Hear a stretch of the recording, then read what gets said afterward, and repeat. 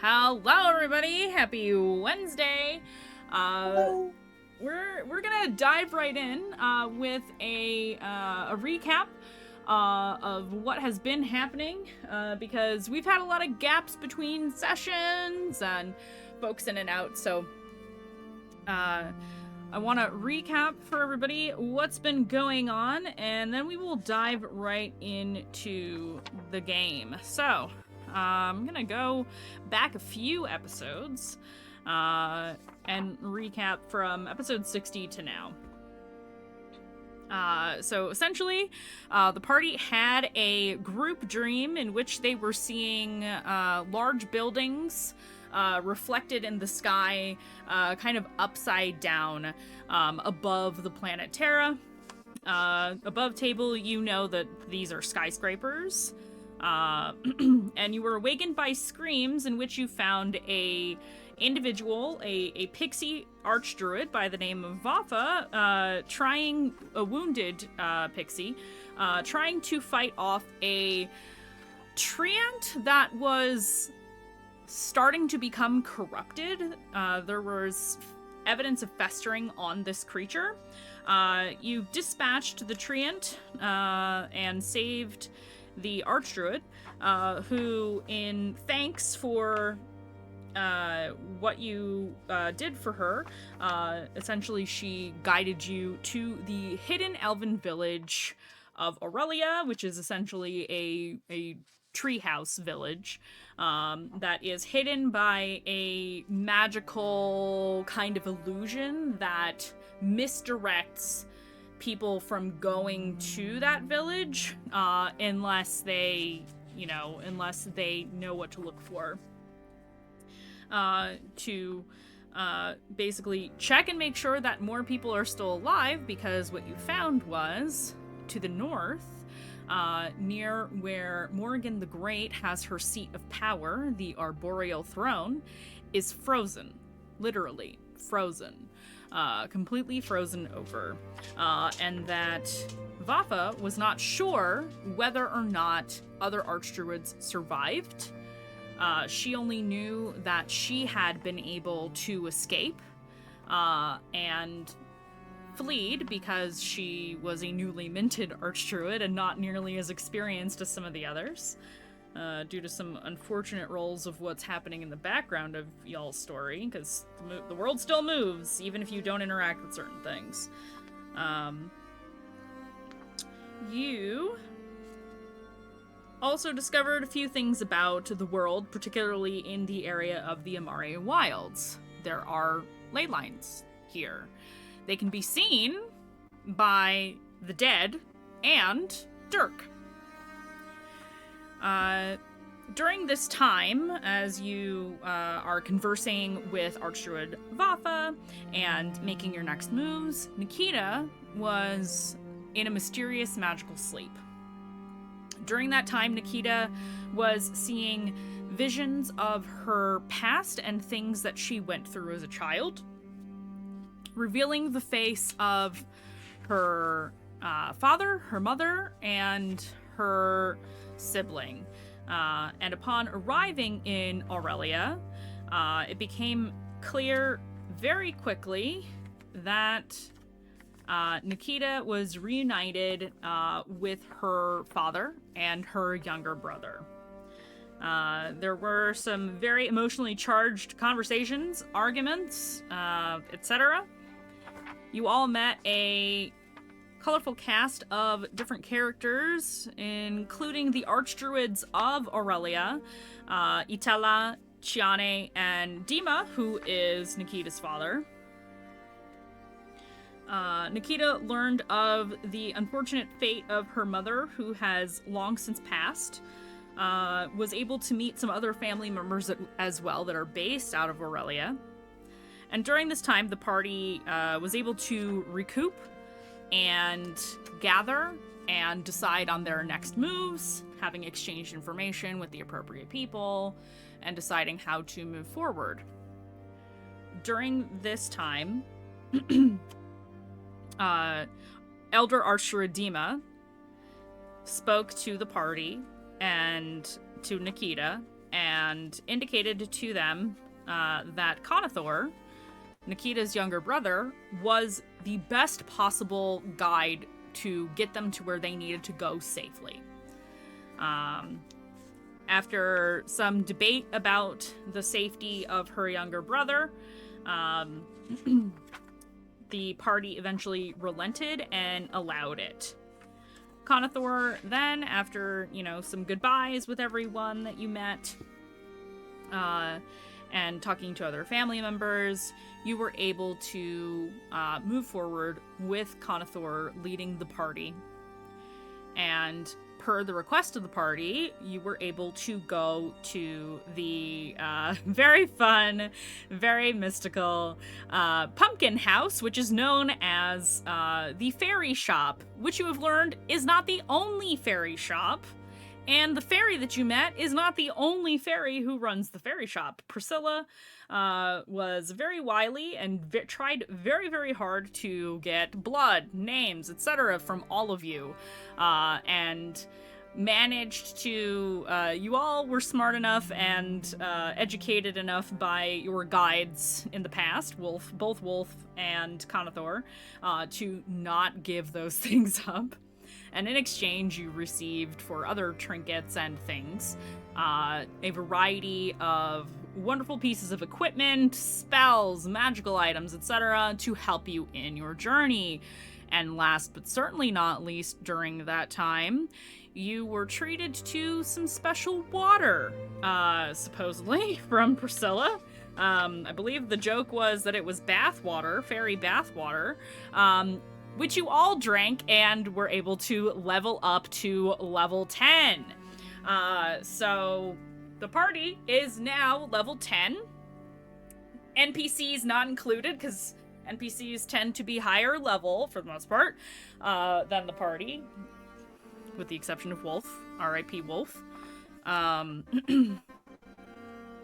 And you received... Oh boy, the list is long. I have your shopping list right here. Dayu got a ghost step tattoo, which she was only able to obtain by virtue of Kazuhiko being part of the party. One who is touched by Nissos is the only one who could activate such a ritual without going to a specific tattoo artist that could provide that service. And those are very few and far in between. Good luck with that. Sinark purchased a mysterious ruby, a set of sending stones for the party, and a new magical sword that also gave him quite a boon in terms of what he can do, which is to say, he now has the lucky feat. Revelation received the Holy Avenger, purchased, I should say, the Holy Avenger, flail, longsword, whatever you want to call it, it's a weapon.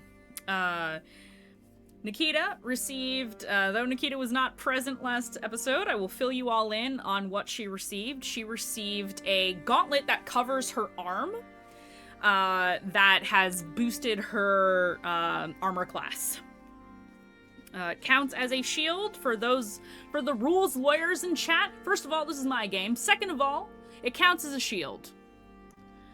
And barbarians can use shields. Aurora received the coolest shoes I've ever made. The Boots of Fey Kind. They have the ability to cast both the Jump and the Featherfall spell once per long rest. And with that... Aurora got one other thing. Oh, yes, you did. Remind the class again. You got the Ring of Spellstoring? The Ring of Spellstoring. Yeah, here it is. I wrote it really tiny for some ungodly reason underneath the shoe thing. Okay. So, I don't know why. They happened at wildly different times. So you wrote one and then... There's so much space on this page. There's so much space on this page, and I wrote it so tiny. Anyway,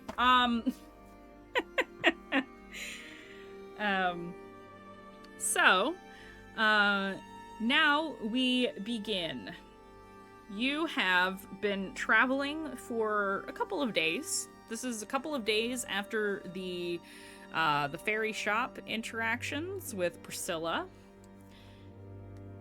And Conathor has been leading you down what appears to be very well hidden but established paths through the wilds. Almost imperceptible to the common traveler, and hidden amidst thick brush and trees, which is normal for wild folk to to traverse through, you have since learned. And the weather today is... Oh, I don't have dice. That might be useful. Dice might be useful, chat. Me, fully prepared for everything, except... Okay, that's unfortunate. It is unseasonably cold and cloudy today.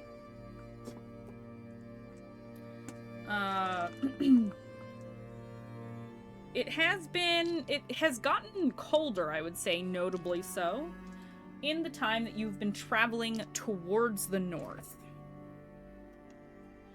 Which is logical, given what you know about what happened near the Arboreal Throne, in that it is frozen over by magic.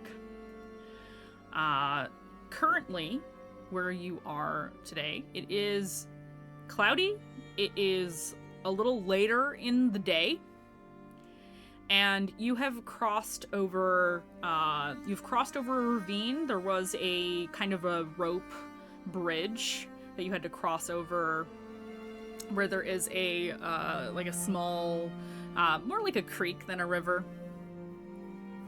And you have moved into areas that are showing different kinds of flora and fauna in the area. You believe you have entered the northern half of the Amaria Wilds at this point. You know, if there was like an equator in the middle, you've crossed it now. You are north of it now. And after a time, Conathor calls for the party to take a break. And you all kind of set up to pause under some trees in an area that is not really fully cleared away. There's still some brush, but there's flat areas and rocks and such where you can sit. And he turns to you all and he says, I think now that we are this far north, we should scout ahead. But let's take a little break first. We don't know what we're walking into, and based on what Archdruid Vafa said, we should expect danger moving forward. Your concern is just festering, or are there other things in the area? My concern is primarily the festering currently, but Vafa indicated there were a lot. And we don't know if all of them were frozen. We don't know if there's more or not.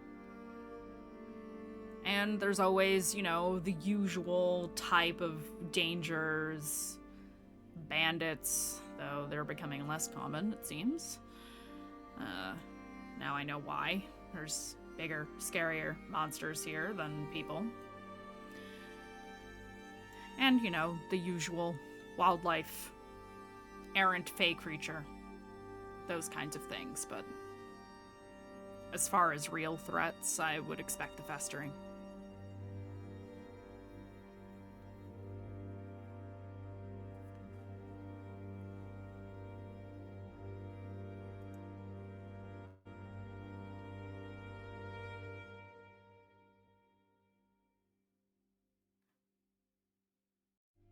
Do any of you want to scout ahead with me?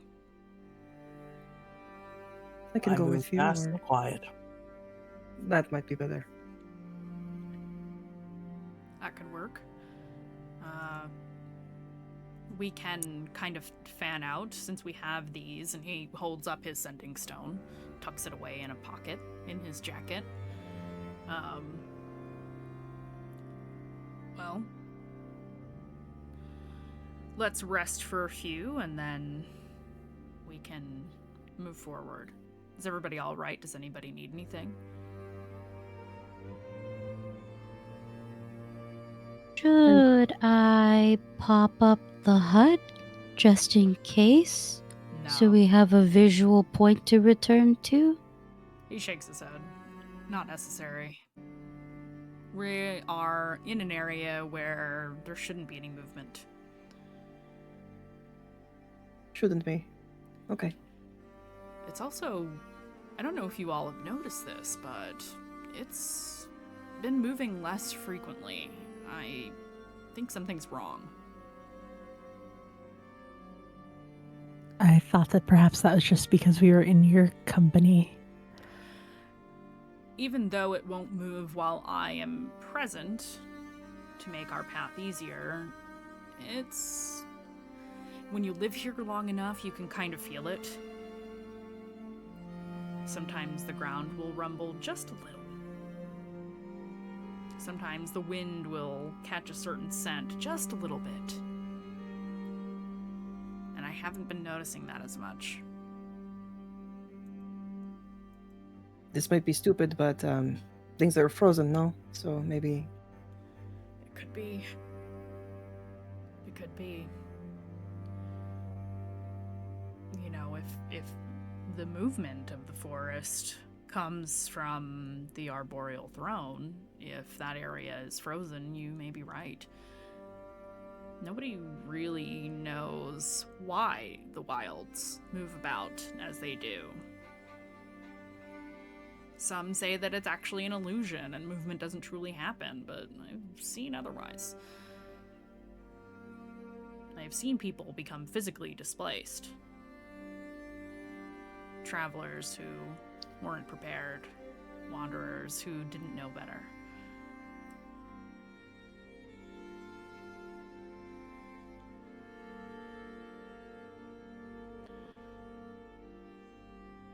Well, I mean, I've gotten lost myself, so. Yes, I do recall you mentioning that before. Well, speculation will do us little good. Sinark, you can come with me, and Kazuhiko also gets up.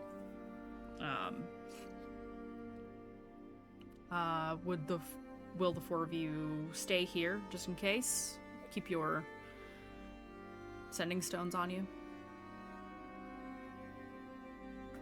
Of course. I'm Suppose not so. going anywhere.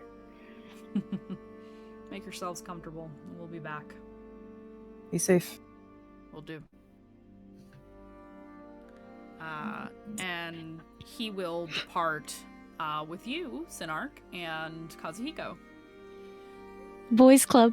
Boys Club! Boys I Club! was trying to hold that in, but I'm like, no, oh my god, it's the Boys Club. I saw you. Oh my That god, was- what do you think? What do you think the boys are doing? You think they're out cheating? And it's just like, look, that's a rock. Oh, I can fucking throw that rock.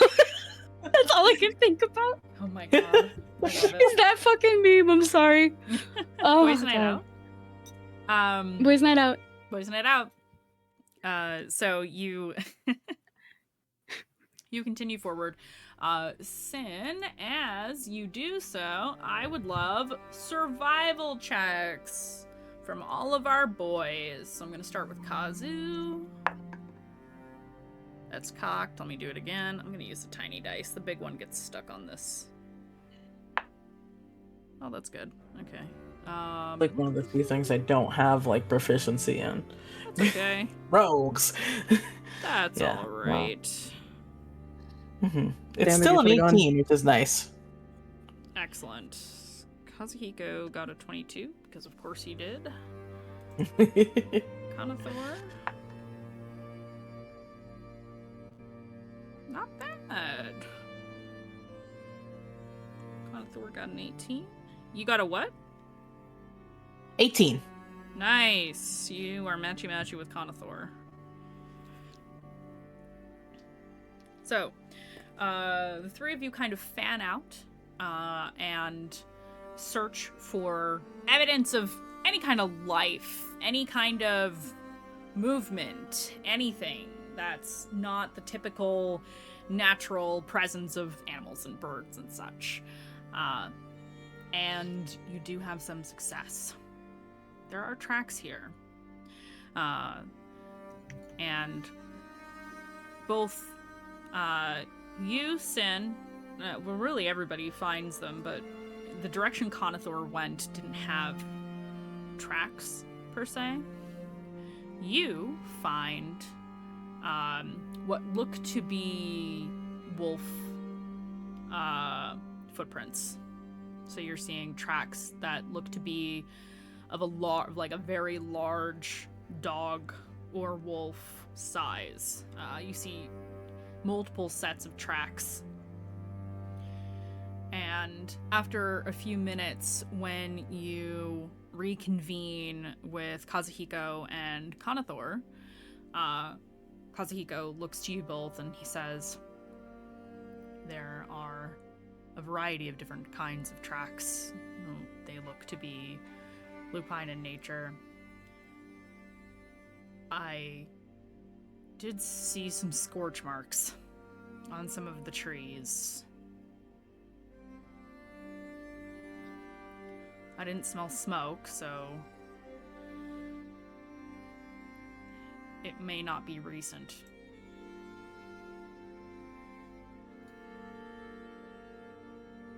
I didn't notice any signs of corruption, but I did see wolf tracks as well. I think we should, this is Kazuhiko speaking, I think we should proceed as if wildlife in this area may be corrupted. Animals and such. Pity that. Very much so. If this is something that spreads, or... Hi, buddy. What's the matter? He's nudging me. Is your water dish empty? Okay, hold on. I'm sorry. I have to be a dog mom real quick. I think No his I'm worries. counting this interaction as canon. This is a canon interaction now. Yes, Kazuhiko now has a pet dog named Wyatt. Give me just Let's a second. go. Oh, yes. Wyatt break. Wyatt has plot I armor. desire water. Wawa. Mhm. Wawa. Because Wyatt has plot armor. Wyatt survived all of that corrupted festering because they simply went, that's a good boy. The fuck? And just left. They're like, that's just a dog. They're like, that's no. Just It's a not straight no up dog. nutritional value. No nutritional value. Let's go. Does a festering?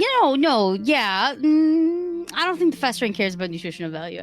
Actually, I think they're just like guys. Yeah, Mm-hmm.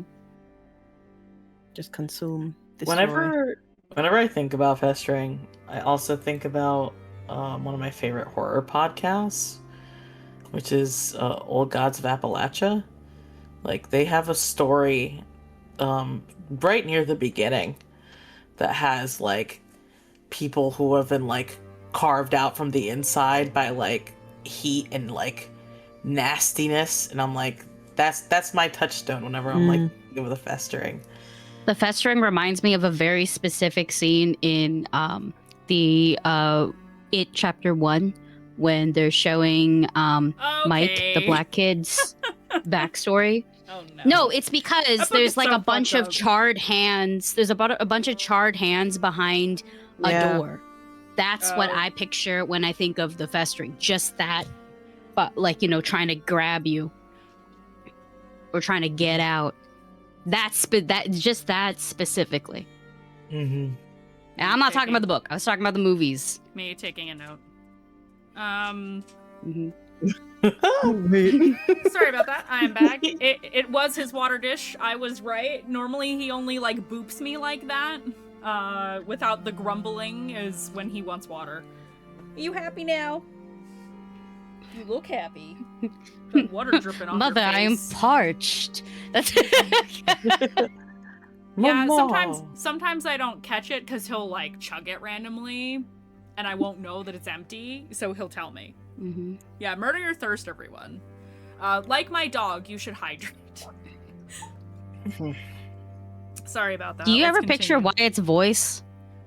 Oh yeah, he's fully like, where did he go, George? He sounds like that in my head. Because he's a big derp. Okay, so let's reel it in. I'm so sorry for the distraction. Gotta be a good dog mom. Also, my heat just kicked on, so I don't know what's happening. Hell yeah. I'm gonna call it a win. Hopefully it actually Yeah. warms this fucking office up because I'm freezing. Take those. Anyway, Kazuhiko, you continue your conversation. You talk about the wildlife, the lupine-esque tracks that you're seeing, the scorch marks. And what I was about to say was Kazuhiko kind of looks at you both and says, if this spreads, it corrupts things. It's not just coming from nowhere, right? There has to be a source. I've been thinking about this while we've been traveling, and they seem to come from nowhere, but they take many forms, and they can disappear just as quickly as they appear, and something doesn't feel right. I mean, obviously it's not natural,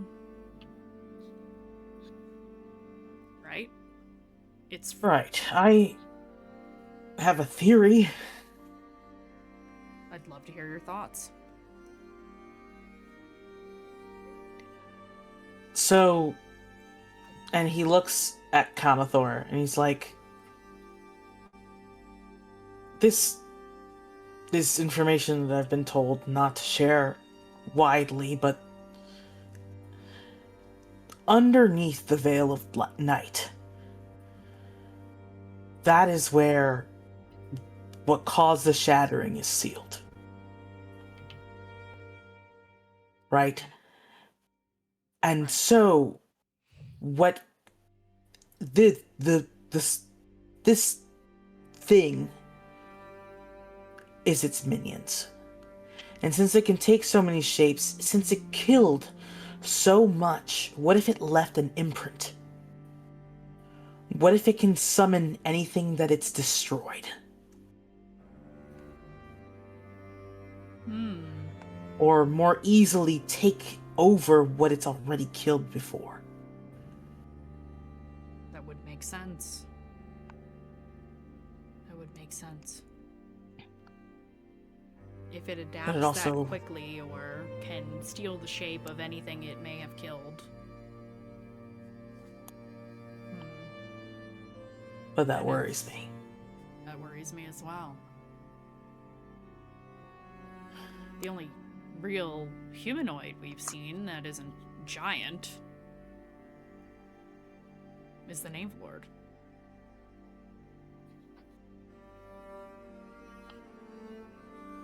We haven't seen humanoids of these things. Oh, that's They're true. all beasts and monsters and oozes and monstrosities. They're not people. What does that mean? Could be harder to touch. Maybe. I mean, from the little I understand about the soul, right, it's a complex thing. It's hard to capture, hard to make, hard to extinguish, right? Unless it's really nasty magic. So, for something that's been sealed away whatever might be leaking out, whatever power the Knave Lord might be co-opting for his own desires. It could just be not enough to take, the form of a person.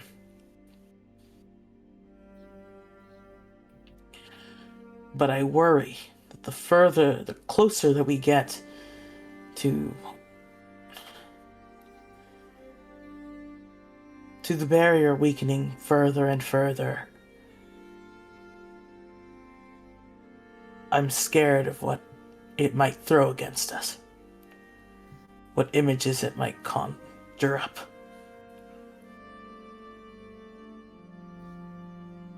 What that might do to Aurora or Dayu. I don't like thinking about it either.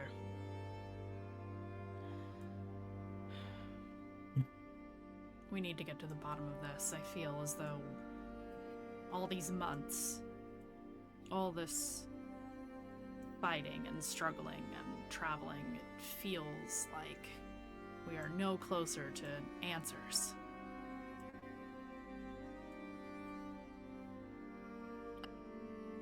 Real answers.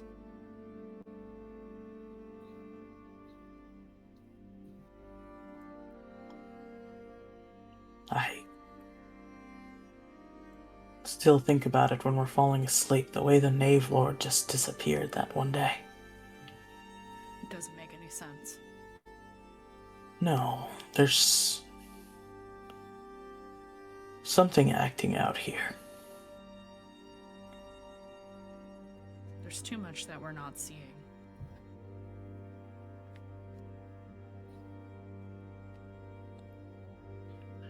Well, beyond being reckless, I have a very inquisitive mind, so True. maybe let me share what I've written down in my journal with you, since you've also been thinking about this. Let's And head back to the party. I think Oh, this maybe yeah. could be a discussion for everyone. I feel like I've been banging my head against a wall for the last 3 months. Well, Conathor, welcome to the group. Conathor is just like, you know what? I would much rather be doing this than sitting in a hidden village somewhere doing nothing about this. While this is a new development, if it were up to me, all of the druids would be investigating this. Why do we not have armies right now?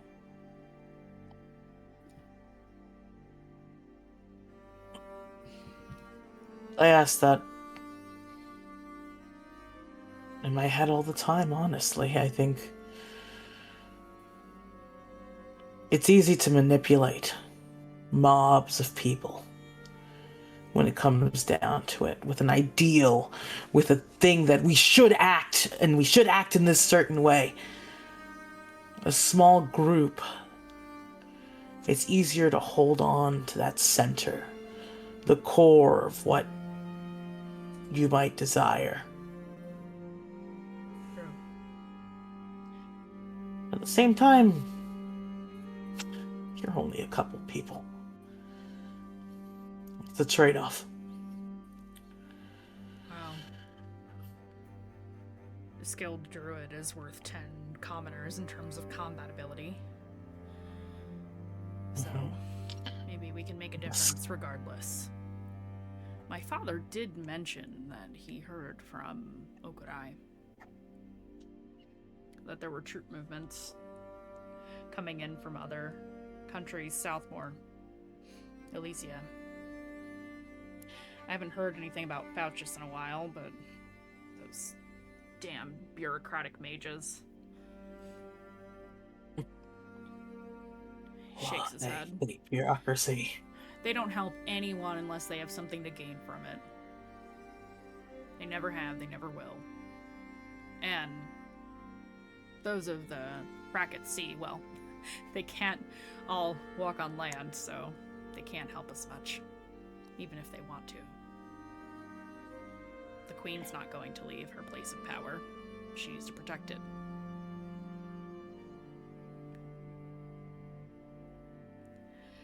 Anyway, let's head back.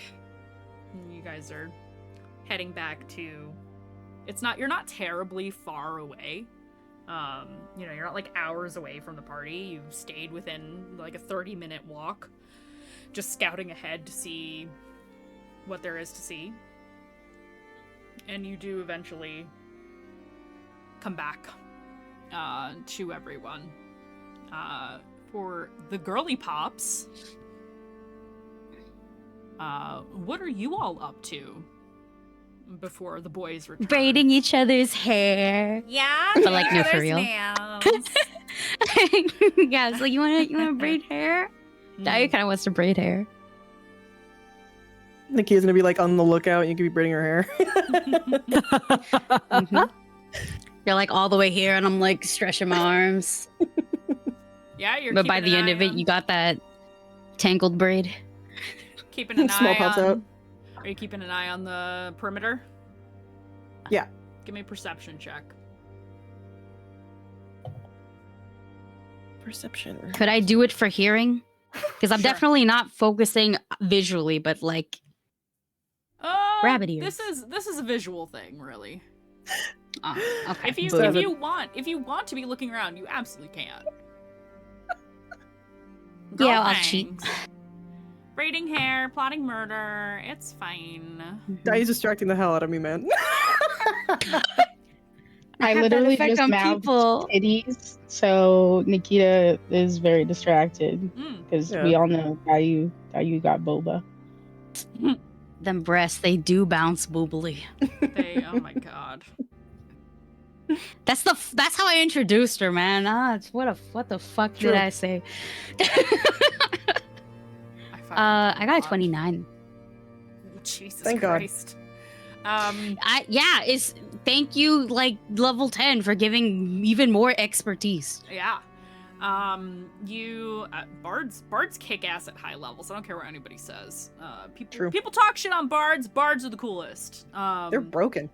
They're It just broken as depends fuck. which college you play. Like for real, Yeah. lore bard is so broken at Yeah. low levels. It's Yes. worse and higher. What you do, you don't really see anything. Thankfully, there's not like a lot going on in terms of things that are around. There's birds, squirrels, the usual little wildlife things, though they are becoming less frequently seen the further north you travel.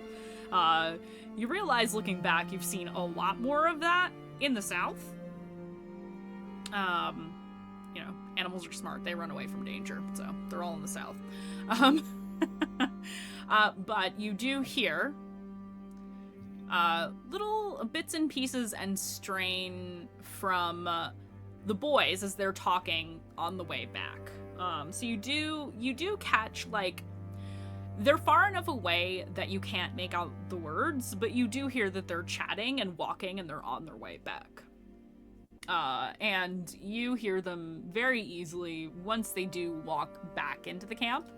So we can say that Sin and Kanathor and Kazuhiko are, oh my god, too many K names, are all coming back into, listen, I did not even think about that. There was also a chance that you weren't going to meet your family, so, you walk back in. Or they walk I have back in. one other. Yeah. Just one other thing while the hair braiding and observing is going on. Aurora does ask Rev, hey, do you think before we rest tonight, if you have any spare magical energy, you would be interested in storing a spell in my new ring? Like something for healing that could bring you back if something were to happen. That was unintended. Yeah, of course. I'd be happy to do it tonight. And I mean, my magic isn't what it used to be, but I have something for if one of us were to fall. Anything would help. So, yeah, whatever you think would be good. Thanks.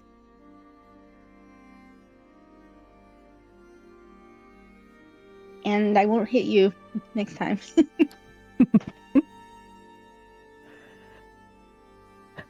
And that's it. And probably after that conversation is when the boys return.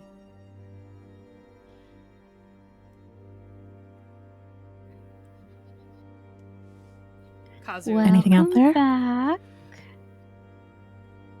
Sin, if you want to give the report. Thank you. The further we went up, we saw a lot of wolf tracks. But Onathor also saw signs of the festering. Nothing immediate, no smoke in the air. But we'll have to assume that the wildlife as we go further might have been corrupted. Festering wolves doesn't sound fun. No. They're not fun.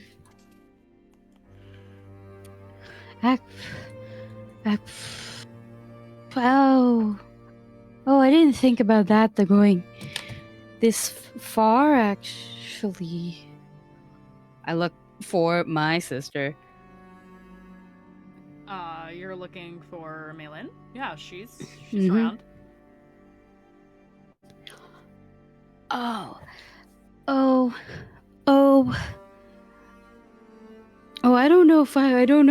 I don't know if we can be around festering wolves. What does that mean? Above table, hold on, pause really quick. Above table, it was a bear. A bear? I swear to God, it was a wolf this whole time. Nope. It's been 3 fucking years. I'm scared of I'm wolves for that reason. I mean, you've seen ones that look like wolves. No, But I assumed it was. I thought it was this whole time. It was a festering wolf it was a that got beast. us. I referred to it as the beast. If you want As to the compare, beast, if you want okay. to compare it to an animal, it's much more like a bear than a wolf. Just add the bear to the trauma list. Yeah. It was a rough night. Maybe I'm just gonna merge things together. It mean, makes you- more sense. Yes, I was gonna say, you did say that you kind of blacked out some things. So, Mm-hmm. anyway, continue. Sorry. Yeah. Just, hey, look, I don't know how much she can handle anymore, and I kind of want her to still be here. The time in Hollowgate she was not good.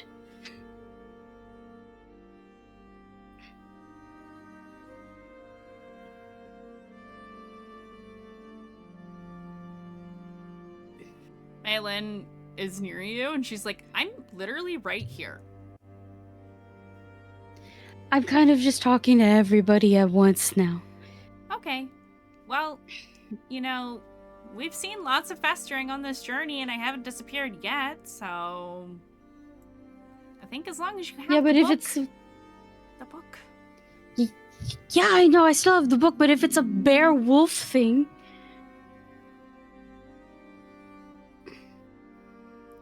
Look, if you start fading, I'm gonna start freaking out, and then we're all gonna start freaking out.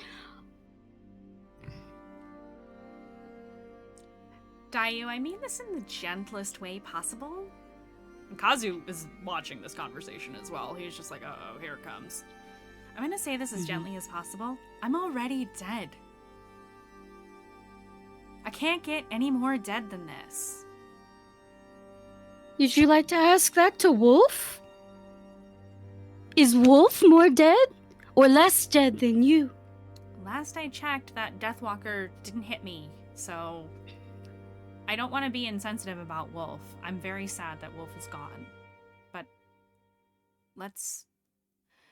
you cannot... My presence should not be hindering you. I'm here to help. Whether that's spying on people by ghosting through the walls or just being here for emotional support, that's fine. But I'm still dead. We've talked about this. I know. And if I fade, I fade. I wasn't supposed to be here anyway. In all fairness to the natural order of things.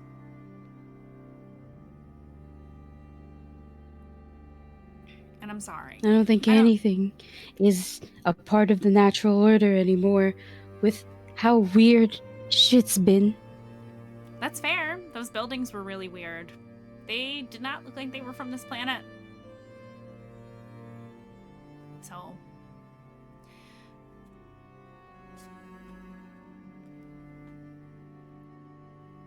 Wait, which buildings? The ones you saw when you were sleeping. I saw them too. Oh, why did you see them too? See, this is what I mean where it's getting weird. I mean, I thought we all just had an understanding that we all saw the same thing, so I didn't say anything. You know, since not everybody can see me. Anyway.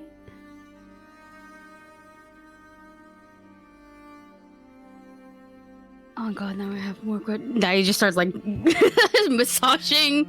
Kazuhiko is quietly informing the party as this is happening what is being said, so that Dayu doesn't have to relay it to everyone. I love that Kazuhiko is basically like an interpreter for Malin at this point. Mm-hmm. I love.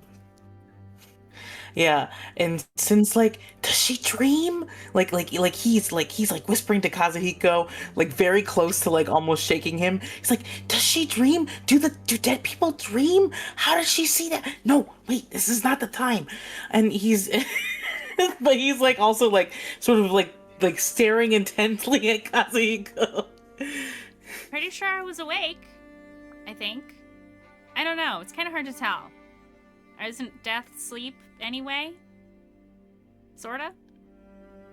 It's the most active sleep I've ever had, I'll tell you that.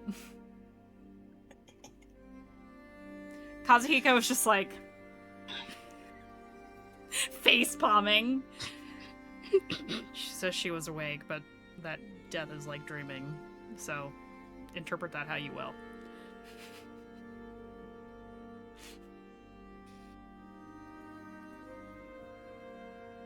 Anyway, I think maybe we should put a pin in this. We don't know what we're going to run into. Jumping ahead and making assumptions of what will or will not happen isn't going to help us. We should prepare for the worst and hope for the best, and I'm kind of with Malin on this one. I'm sorry. We can't stop what we're doing. We need to forge ahead. I was going to ask, with your concerns in mind, what would the alternative be? We have to keep going, no? Did I ever suggest that we were gonna stop? No, but you did say that you didn't want to get closer, so that's all. I'm just informing you that I might start freaking out and be not great in battle. When did I ever say stop? Nobody's saying you said stop. You all just said that you... I made a bad assumption. The path forward.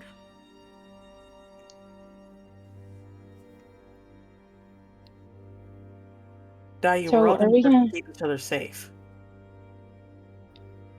And thanks for telling us, because I will especially watch for you. Of course. Sorry for interrupting her. I was just gonna say, if we're so worried about what might be out there, we should probably get looking before it's late and we're exhausted.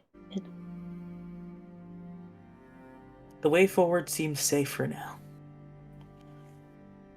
And I'll make sure that I am properly watching and helping inform just like everyone else will. At that, Conathor gets up. Well, then we should continue ahead.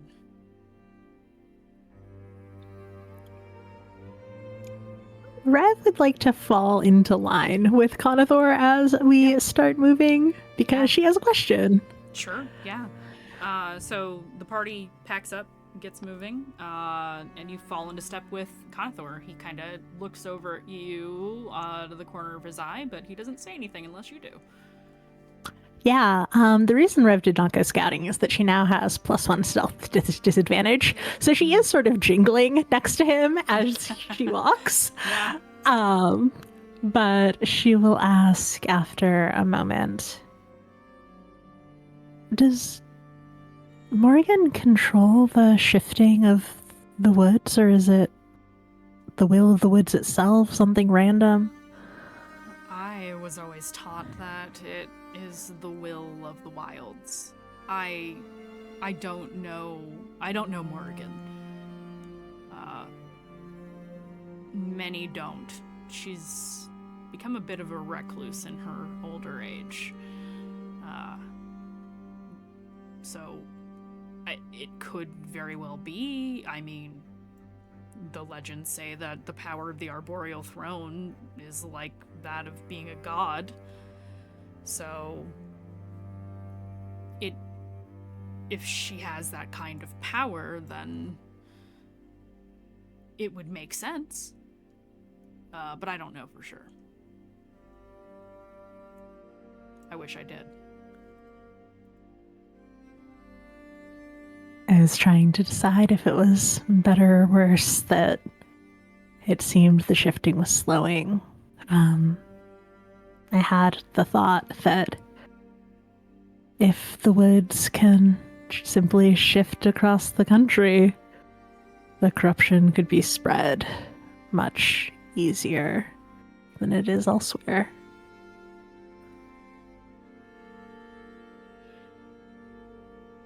I was thinking about that too.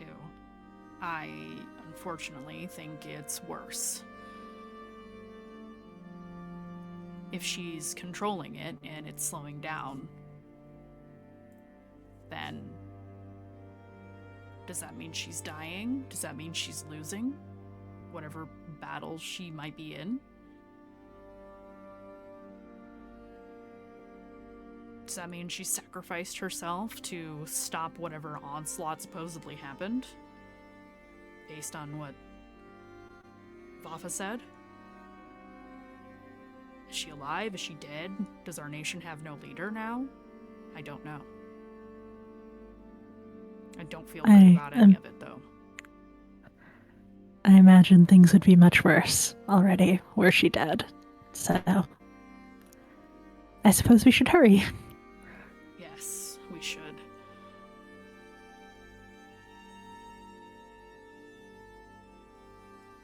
And he kind of looks over at you like more fully now.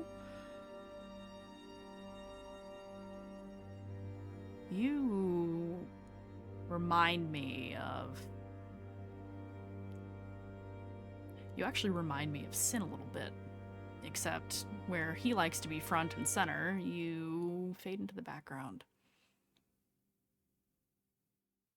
Why is that? Why does he like to be front and center? Why do you like to fade into the background?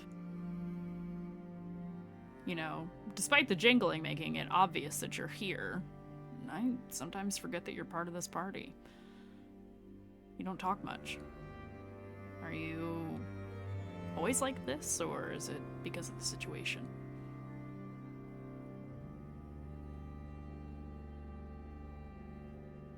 I grew up learning that it was better to listen and observe and hear what's happening, to know rather than to be known. And I suppose with someone new in our presence, I've fallen back into those habits. he'll nod a bit and he'll say, "That's understandable." And, you know, those are very wise words. Knowledge is power.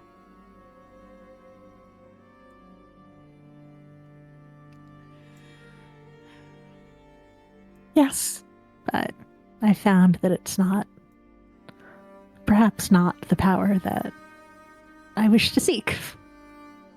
He nods. Not as much as I used to. Fair enough. Thank you for indulging my somewhat invasive question. Rev shrugs, jingling a little more, and smiles. I'll be sure to return invasive questions to you. He chuckles a little bit. I look forward to it. I am enjoying getting to know all of you. It's nice to meet Nikita's people. You know? It must be very strange for you as well. It is. You know, I really don't remember much from that time. I think the shock of everything that happened to our family made me forget. I'm not a doctor, so I don't know all the technical terms, but a lot of it's gone. And though I was aware that Nikita was in my life before, it does feel strange. It's like remembering a dream years later. You know what I mean? Something forgotten, something found. But I'm glad to be here. And I want to help you all. Because this is important. It's bigger than all of us. Anyway.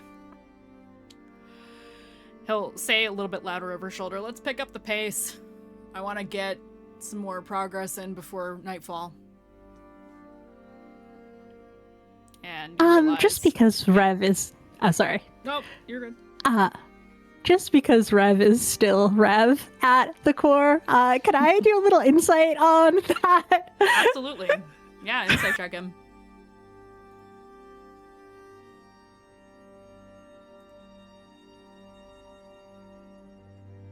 Insight. 24. I'll roll for the hell of it. Yeah, he's genuine. This dude, he ain't got no riz. No Genetic. riz. No riz whatsoever. He has, his charisma score is his lowest score, everybody. He's not much of a liar. Not much He's of a wisdom caster. It's fine. Yeah, he's a wise boy, not a riz boy. Yeah, he's definitely being genuine. He's definitely being truthful. You read him like a book, and you expect you could do it again if you really wanted to. If you ever thought he was being duplicitous, I expect, because your passive insight is 16 and his is a grand total of 13. Yeah, you expect that if you ever wanted to read him, you could. Hey. Yep. She likes him more now.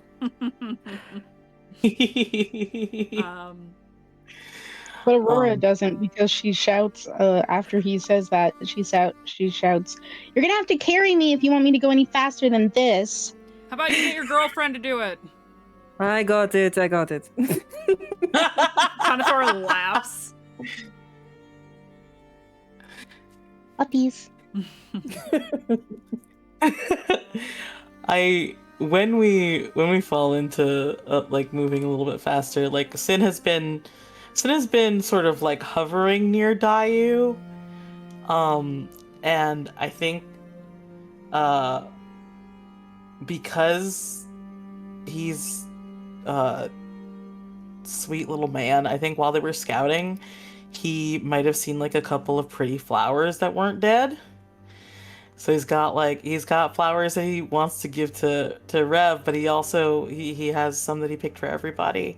But I think he wanted to sort of like gauge how Dayu is looking for approachability standards right now. I am biting. Okay. Dayu has done really good job of keeping her nails like pretty and stuff. Like, there's been nail care, and she has definitely painted her nails. I am actively now biting my nails all the way down. Oh no! and or ripping the nail polish off with my teeth. Oh god. Got it. Yeah. I'm walking though. I'm walking with everybody. No, yeah. My hands are like constantly in my mouth, and I put them down, and then they come back up like without really thinking about it. I think Sin is going to very gently say, "Are you looking to put a new color on soon?"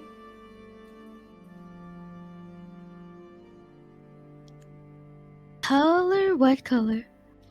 On your nails. Oh. Maybe black, because like one hand is like fully black now. Oh, Can I help you later? Sure.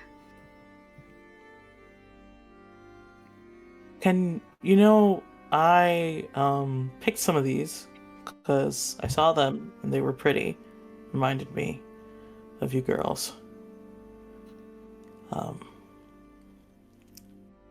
And I hope they're not poisonous.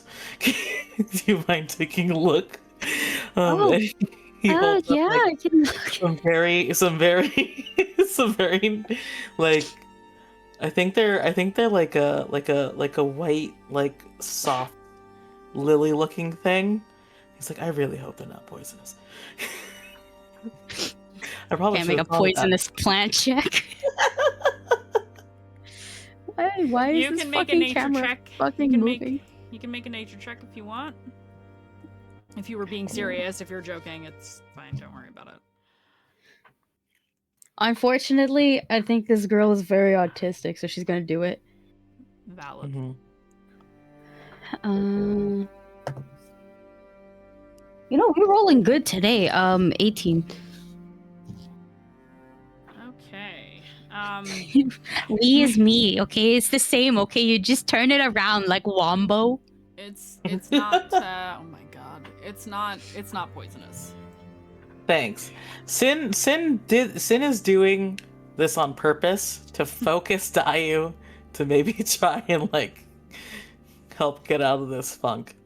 But when Dayu tells him that it's not poisonous, he grins. He's like, "Perfect, then you can have yours." Thank you. I'm gonna take some of them. And because I need my hands to do something, I'm just gonna start like weaving them together probably. Mm-hmm. And do something else for a little bit until I'm done, and then I am so sure it's gonna go back to nail biting. Yeah, I think again, like while you're weaving, Sin is like, you're very upset. Yeah.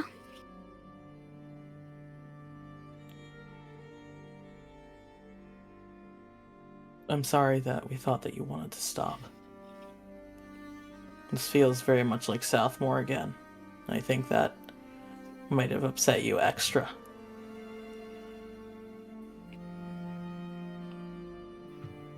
I'm just worried about not being able to do anything. I feel the same.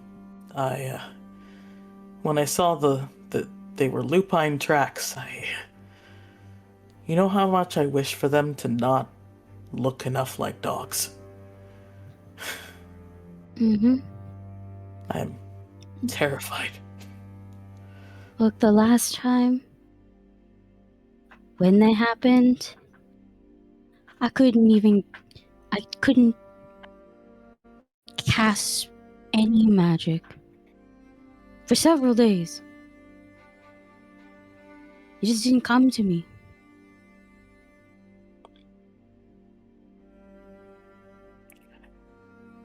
When we stop, I have a long sword that I have no real use of now. I can spar a little. I can show you a few just in case moves.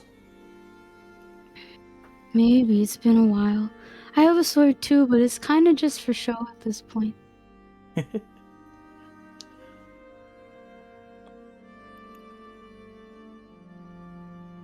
I think the really important thing to know, Dayu, is we've all gotten stronger. And everyone, I think, is more than pulling with it right now. If you falter, we'll be here to catch you.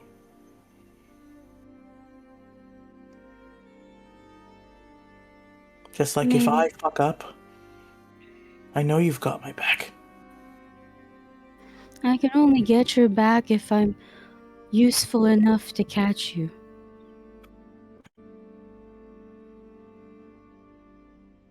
Do you really think that? Yes. It's kind of a fact. If I've already fallen, who else am I gonna catch? I'll be a body on the ground. Yes, but then we have others to back you up. Alyssa, please! I'm literally looking directly at Alyssa as we speak. I just, the whole time, because I'm like, this bitch is hilarious.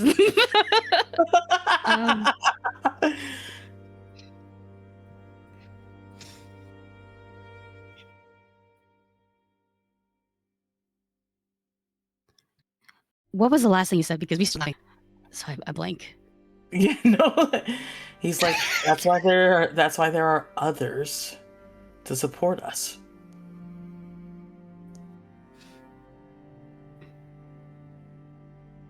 You're not alone.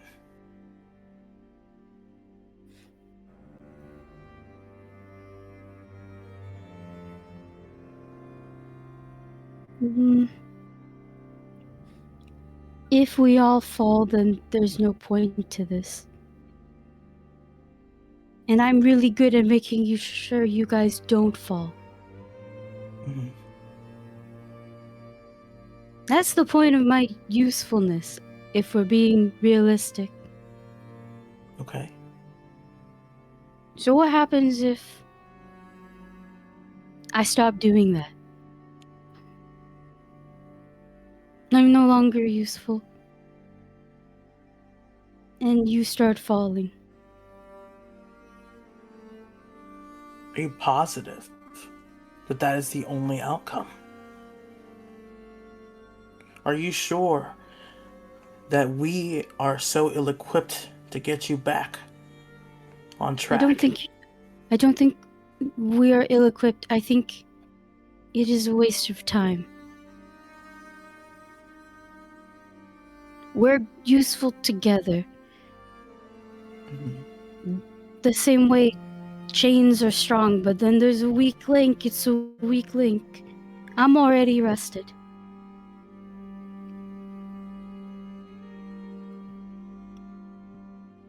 Well, I am too.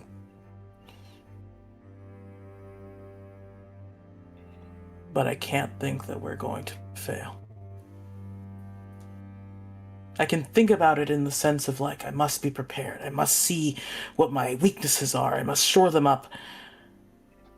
But Dayu, a foregone conclusion that I will be useless will kill you faster than me dragging this stupid body forward.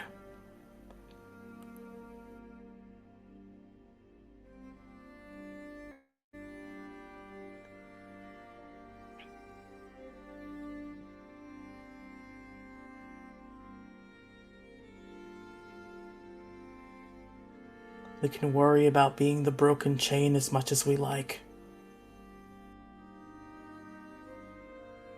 But until the break happens, all we can do is hold.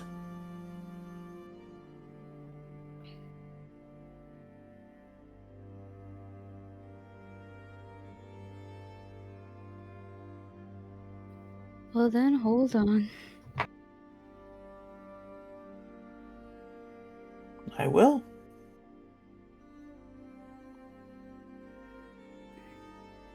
And die with no regrets, because when you die with regrets, you kind of become stuck in place. Yeah. Honestly,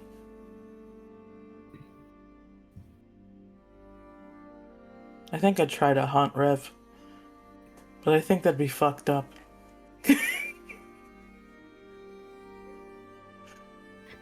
No, I think she'd like it.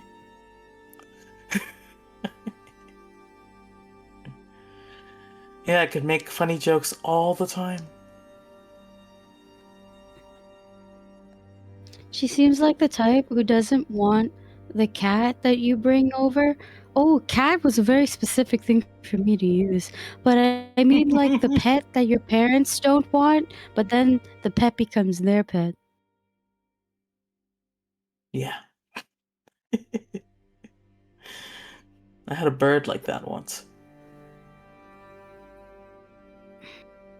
My partners You had a did bird? not want that fucking bird. Yes. Was it a bird that could talk, or was it just a bird? Just a bird. A little finch. It sang beautifully. I like the birds that can talk. Not many out in the wild in the Vale. Guy, you roll me a perception check at disadvantage. There we go. Oh no. Because you're having a conversation while you're walking around. Well, shit, the natural one, I can't beat that, so. Natural one becomes, sorry, it doesn't 12. matter. It doesn't help you. It's a natural one. Yeah. I guess it's time for a music change. There we go. Oh, See, no. look at this. Look at this shit. Is it a boulder? Called it Is it a into boulder? existence. She manifested that shit. Boulder. I can't believe you secreted yourself into fucking damage.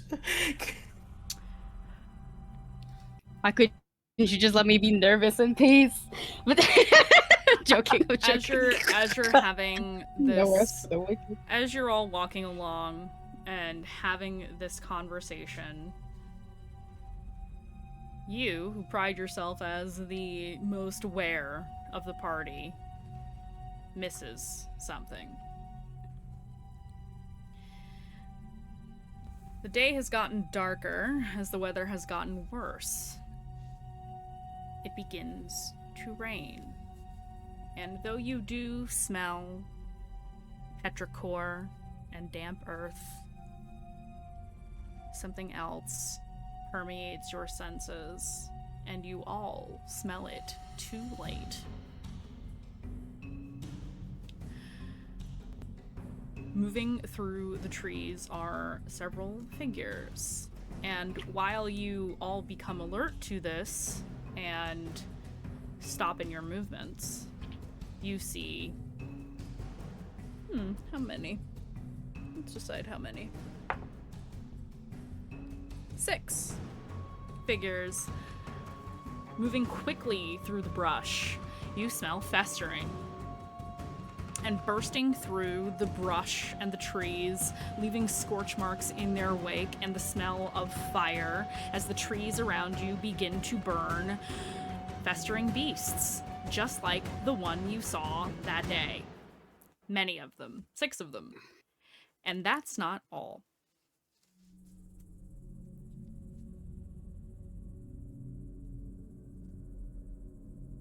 Overhead, through the canopy of the trees, you hear leathery, flapping wings. Big ones, very big ones. And crashing through the tops of the trees to the forest floor below is a dragon. The earth shakes around you. Trees topple over. The ground has cracks in it from the impact of this massive dragon. Black, shining scales all along its body, but it doesn't look right. Its neck has a kink in it, as if it has been broken at some point. And its eyes, like fire, festering.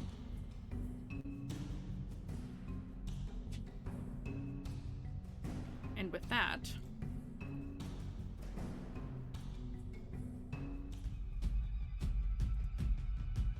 roll initiative.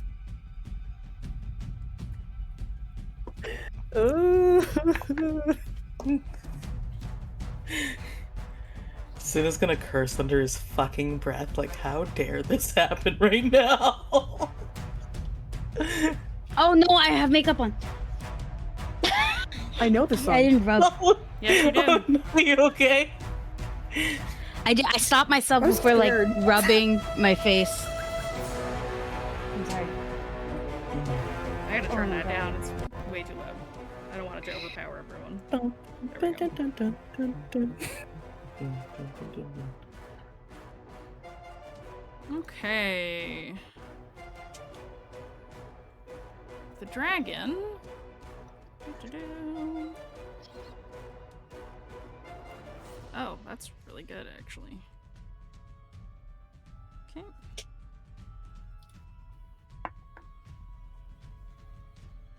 Kazu has Conathor. That can't be right. Okay. I love when our DM says that.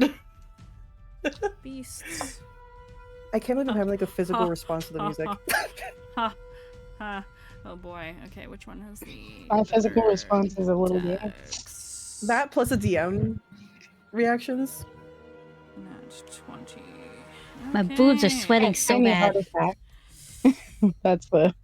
That's the beat. Pretty sure of the Mandy song. just said nat 20 Yep. for one of the beasts. For It's initiative. beasts. It is initiative, so you know. Use it now. Okay. Yeah, use up the 20s here. Very funny. Give me 20 plus. Who got more than 20? 20 and up. Okay, Sin, what did you get? 24. Excellent. Okay, 24. Almost got my nat Sin. 20. I got 19. Oh boy. Aye.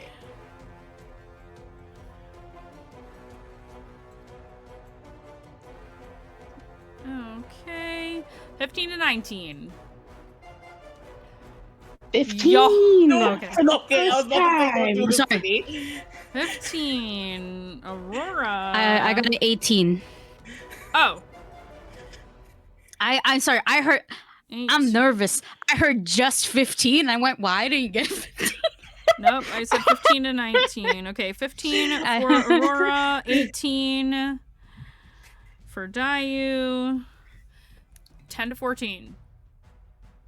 Holy Guess who has advantage on initiative and got under 15 both times? I got 11. Okay, Rev, what did you get? I got a 5. Okay. Release me! Release! Ah! Okay, so 11 for Nikita and 5 for Revelation. Did I hear that right? Okay. 11 for Nikki. I didn't take this. 5 for Rev.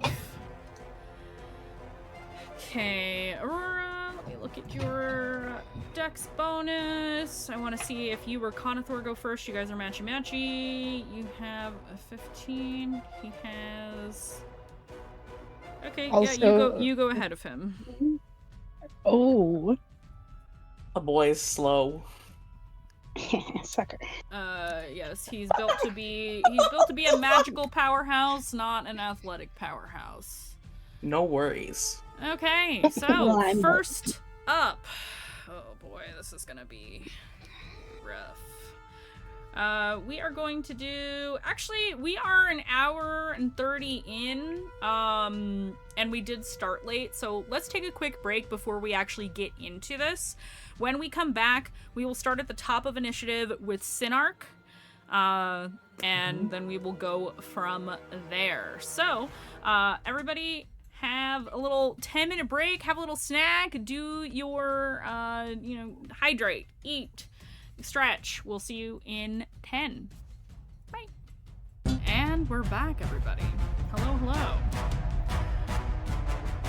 We are going to jump right into the combat because for anybody who is just tuning in now, oh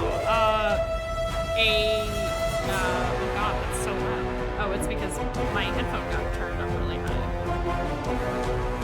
That seems like it's also very, very high in volume for everyone else. Let me turn that down. It's a little loud. Well, for you, you can turn it down in Discord. It's very down for me. If I go any more down, it goes to mute. I can't make it lower for you. I'm making it lower for the stream, though. Actually, let me see if I can make it. Maybe it just caught it at higher. a high note then, because it's chill now. I'm looking Say at mine is that. also always at 20. This song is a louder one. Oh, I think I can turn it down a little bit in Kenku. Hold, please.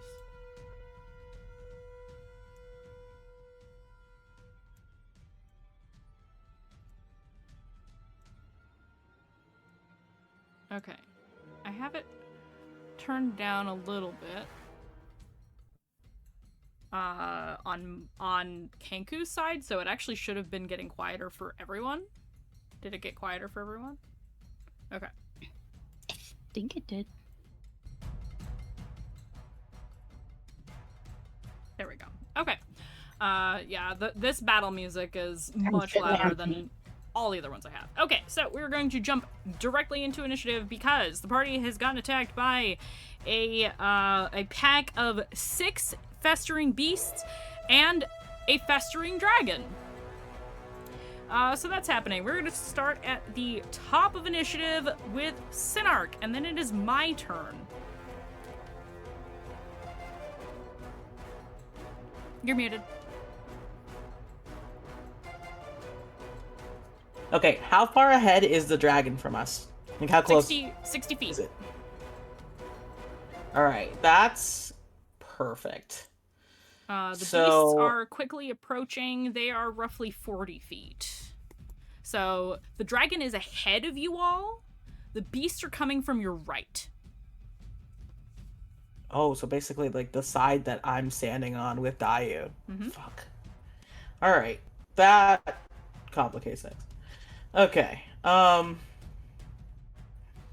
so usually I think Sin would be scared out of his fucking wits because it's dogs. He fucking hates dogs, sorry to say. But literally, he was literally just talking about how he's gotta back up Dayu, he's gotta keep Dayu safe. And so he looks and he turns at these things and he's just mad. He's fucking mad. And so I am gonna do something that I've never done before.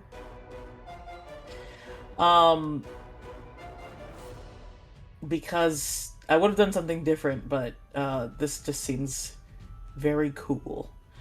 So I'm going to use my feline agility that I have never used before. And this is the first time, and I'm going to take my movement, which is currently at 60 feet, to try and hinder the movement of these beasts towards us. I know there's 6. I know this is gonna fucking suck, but he's not thinking right now. So you're dashing towards them. No, I can just move because my feline agility doubles my speed for the turn, so I can just move 40 feet with no issue. Right, yes. Mm-hmm. Oh, you haven't used that in a while. Nice. Yeah, this is literally my first time using it in the entire campaign. Let's go! using our natural abilities. It's definitely the second because we had the same conversation the previous time. That's the only reason I remember. Mhm. Gotcha. And then so I've moved to take on the first the closest beast I can, and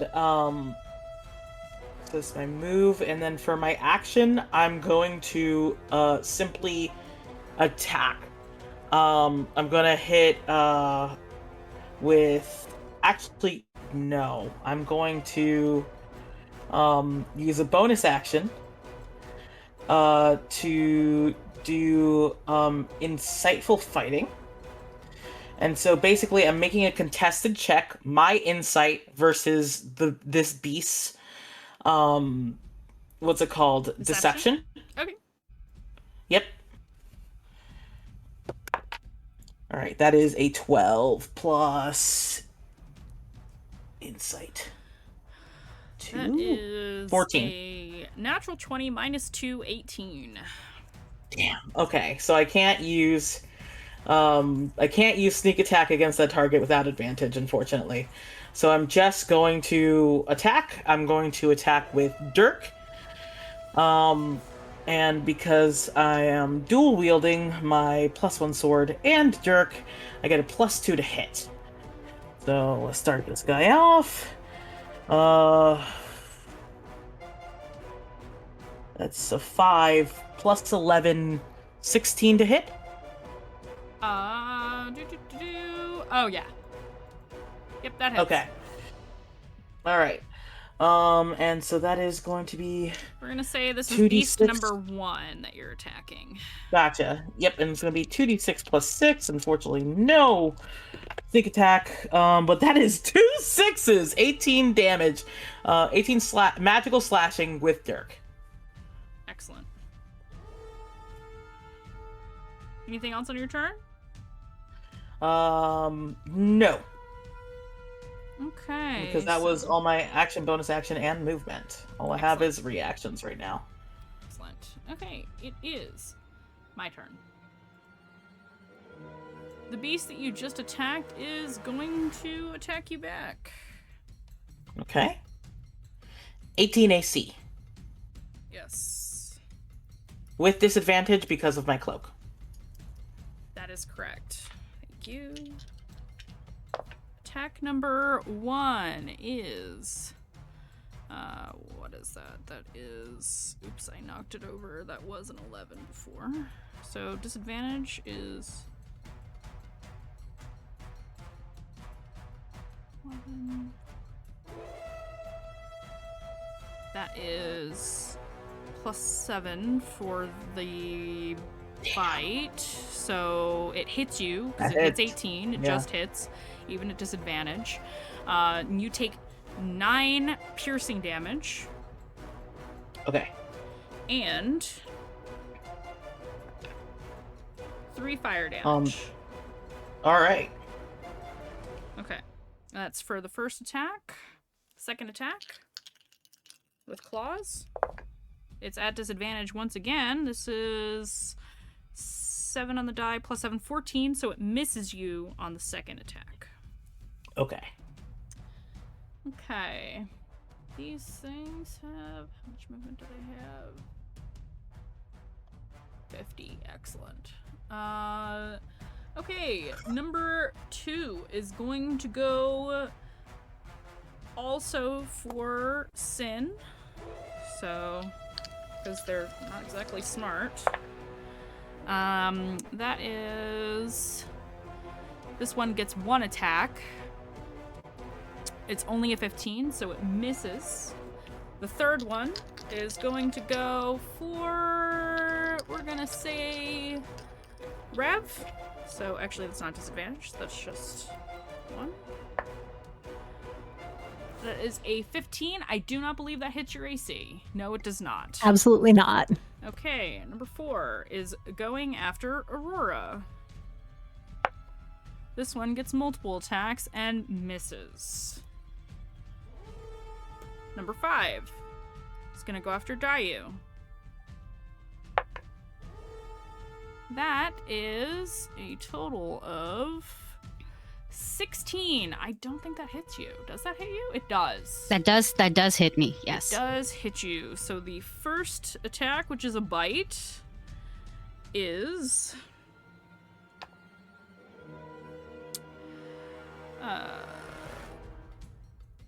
12 piercing damage plus 2 fire damage. Oh, Mandy, I meant to ask, do any of these guys move through my threatened range when they're going for my teammates? When you say threatened range, do you mean within melee range of you? Well, yeah, in No. case of an opportunity attack, do let me. Nope. Okay, making sure. And the sixth one... Oh, wait, you're the second attack. Second attack. I'm gonna say, is Dayu within 5 feet of me? Any chance? So Oh, 25 to hit. That was not established where you were located. Were you standing next to Dayu? Was that your intent? Because I was standing next to Aurora. I know that much because I was carrying her. you were carrying her. My understanding, so here's my understanding, and please correct me if I'm wrong. My understanding was Konithor and Kazuhiko were at the head of the pack. Hmm. In the middle was Sin and Dayu, and Rev probably. Unless Rev was in the front. And I was assuming that Aurora and Nikita were at the back of the party. That would make sense, I think. Okay. Okay. Now, that doesn't mean that you're super far away from Dayu. How close are you looking to be? I mean, the thing is, for Sentinel, it's 5 feet. So if she's like further More than than that, 5. It would be a little more than 5 Yeah. feet, yeah. Yeah, probably within the 10 feet range. Okay. So let me finish Got the damage, because I did roll, I think it was a 25, I forget, it's 20-something, it's 18 plus stuff. It was 25. That is 12 points of slashing damage. That's the beasts. Moving on to the dragon. Because they both rolled 20 plus on their initiatives, so both aspects of this. Okay. Hi, Stella. Hello, level 10s.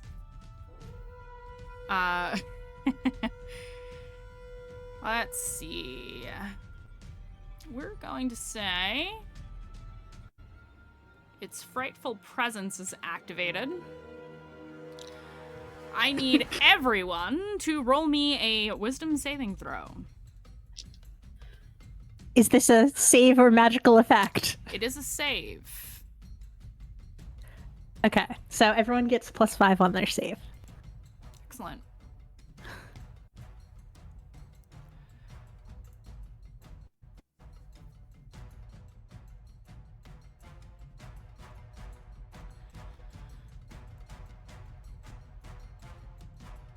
Okay, I'm going to go around and ask you what you got.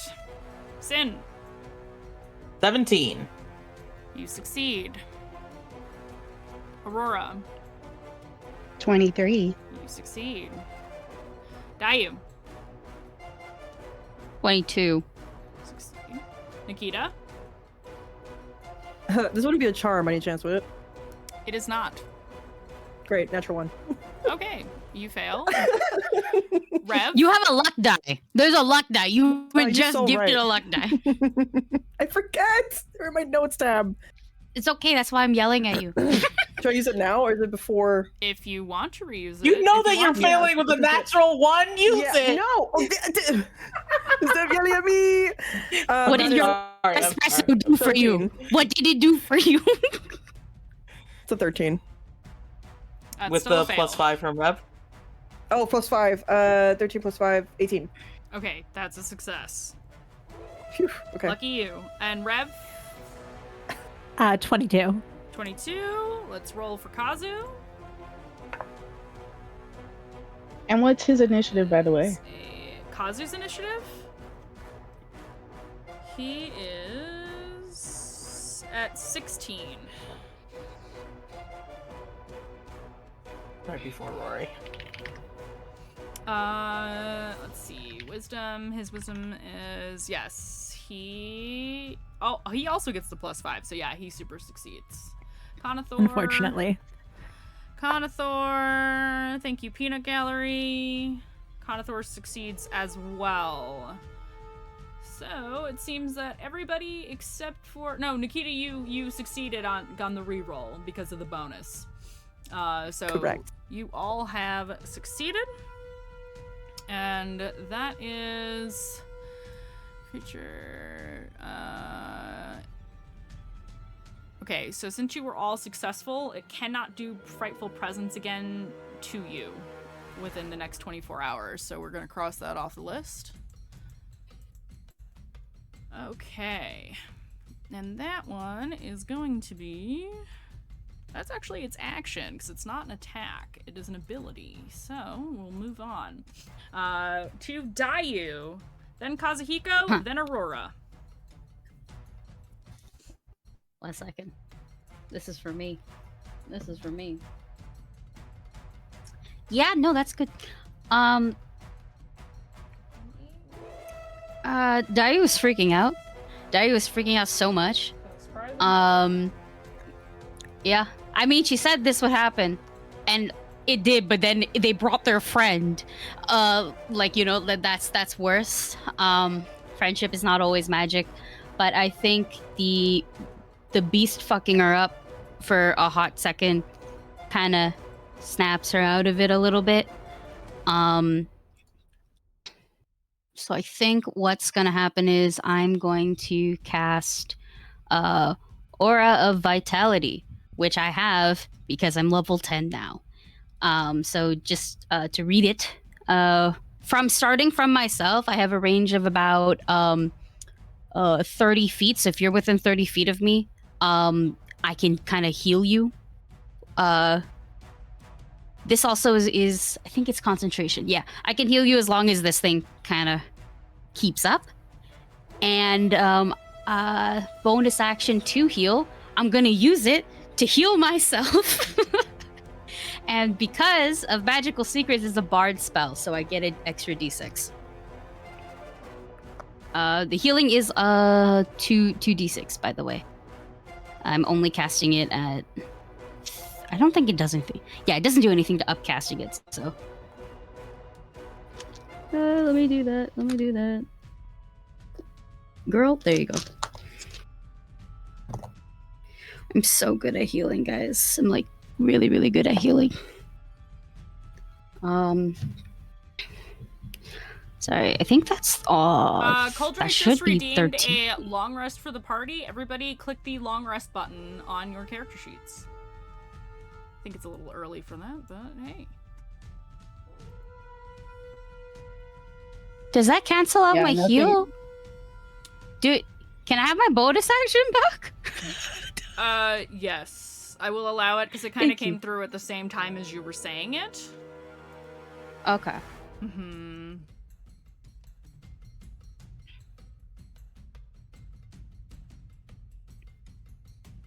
Mm-hmm.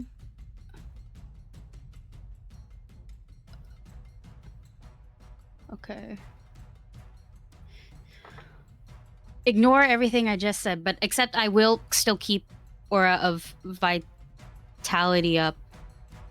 I guess that means the spell slot is still used, right? Because long rest resets spell slots. Mm-hmm. Okay. It does Just reset your spell double- slots, yes. So then do I have 3 spell slots for this, or am I still down to 2 because I'm keeping Aura up? So... Aura of Vitality? Yes. Yeah, since you're keeping that up, you would lose that spell slot, yeah. Okay, just That would still be double in checking use. what we... Yeah, okay, good to know. Okay, so that was just the action then.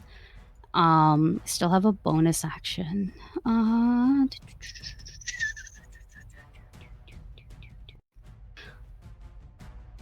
The beast is still like, I'm not grappled, right? The beast is just like within like melee with me. It's within melee range of you, yes. Okay. Then I'm going to use a bonus action to shove it telekinetically. Okay. Oh, gosh. Sorry, I've never done this one. I think it's a strength Yeah, it's a strength saving throw. Yeah. Yes. Natural 20 for 25. Never mind, nothing happens. Why Dice can't I got a roll little. these natural 20s when I play in the other game I use these dice in? Yeah, I'm that's what blessed I as a want to know. GM, cursed as a player. I think I'm Mhm. like toppling the energy too. Do it. But yeah, never mind. There's just a like little ghosty hand that's kind of like trying to like push it off or pull it off, but it can't find purchase because it's a ghost hand. And that's it. That's all I Okay. could do. Okay. Four is up though. Moving on to Kazuhiko, and then it is Aurora and Kanathor.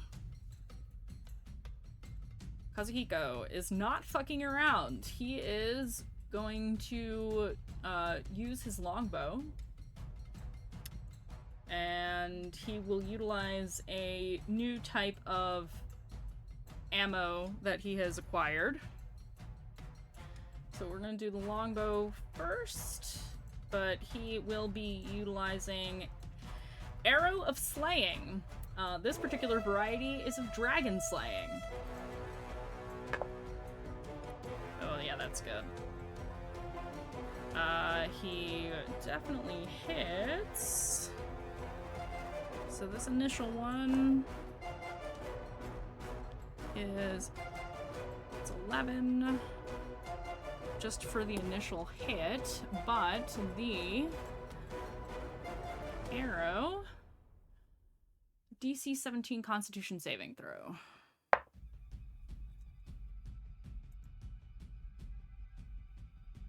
Oh god.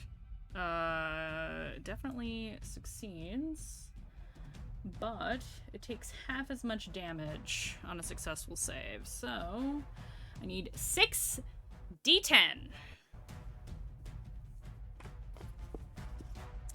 Thankfully, I have a lot of those. Oops, that one's gone to the ether. Vampire player.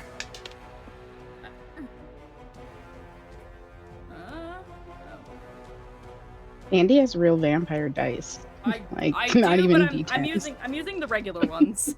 I do have real vampire dice. God damn. Hello.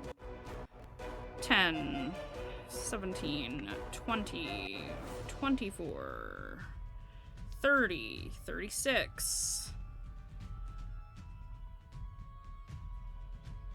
43.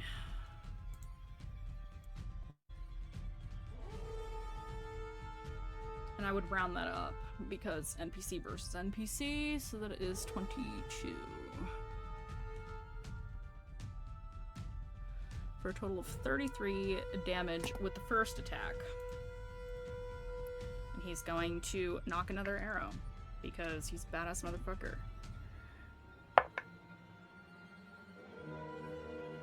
think he has... Doo-doo-doo. Just a second.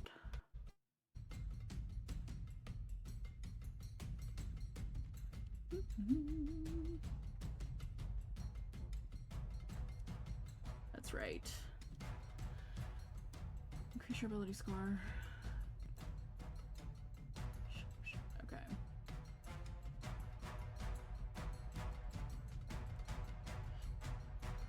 Doesn't approach disadvantage. Range weapon, ignore half cover. Make an attack, proficient. Okay. Plus 10. Okay. So that is... doesn't quite hit. So the second arrow, which is a regular one, does not take purchase. Okay, that is Kazu. Actually, as a bonus action, has bonus actions, so might as well. Bonus. He is going to... Actually, can he do that? No, he can't. Not with this one. Never mind. Moving on. Aurora. Then Conathor. Then Nikita. In terms of the facial expression, how's Dai looking right now?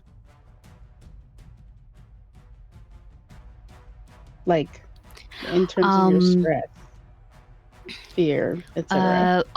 Like my stress level, like let's say out of 10 is probably a 12. There's like it's like I told you so, but towards myself. If that makes sense. Like, I knew this was gonna happen. I think my reaction's worse now because I knew that this was gonna happen. This didn't prepare me at all. Like that kind of feeling vibe. Got you. Thank you. Is the dragon and the creature near Dayu within 30 feet of Aurora?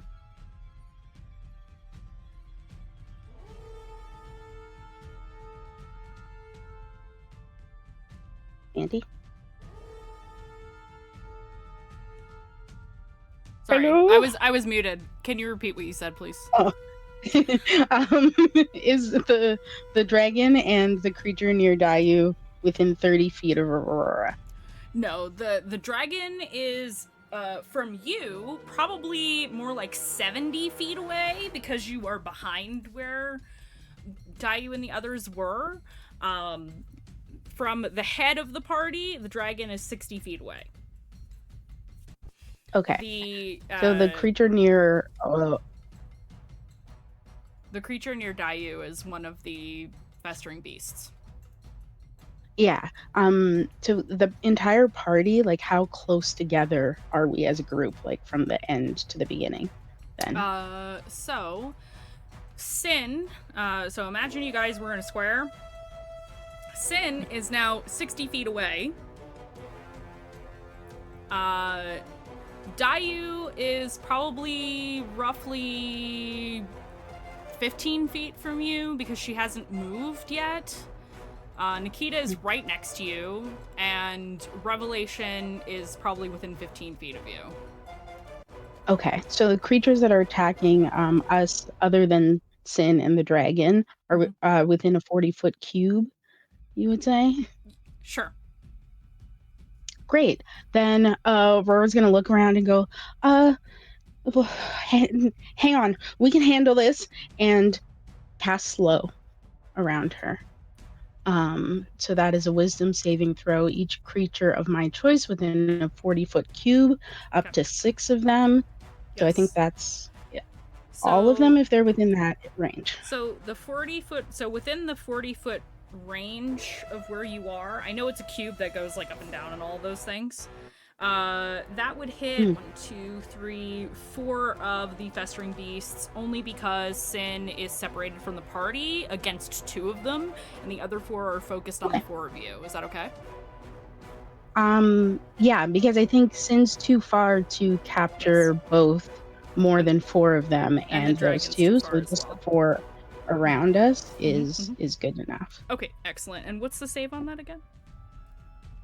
It is a wisdom saving throw. Oh, good. These things are not very wise. Yeah, DC 17. Okay. The one at Nikita failed. The one next to you. What was the DC? 17. The one next to you succeeded. Let's do the one next to Rev. Failed. I'm marking the failures. And the one in front of Dayu also fails. So only the one next to you. Everyone except the one by me. Correct. What is this, a Mage Slayer? Okay. So all of the ones who failed, their speed is halved. They have a -2 to their AC and Dex saves. Can't use reactions. Can use an action or a bonus action, not both. Got it. And it can only make 1 attack no matter how many it has on its turn. Noted. Thank you. That's probably the most important part, because, yeah. There's spellcasting stuff too, but I don't think it will apply. It does And not. it makes the save at the end of each of its turns. Okay. Excellent. Anything else you'd like to do on your turn? Since Aurora can't get away, she'll just look desperately at Nikita. Like, it's still, this one's still doing well. If they're slowed, do they get reactions? They can do either, it can't use reactions, actually, at all. So I this could is the move. GM speaking, saying that you could walk away from it. Because it can't react to opportunity attack you. The one that's the one that's next to you Aurora isn't is not slowed. slowed. Right. Yeah, Sorry. so that's the issue she's having. I wish it was slowed. Anyway, continue. Yeah. So that is her turn, because that's all she can do at this time. Okay. It is now Conathor's turn with Nikita on deck. Conathor sees all this happening, and you hear him go, "What the fuck?" And he is going to... Yeah, he's gonna do something a little drastic to put an end to this. Let's get out the big guns, shall we? Let's see. This one...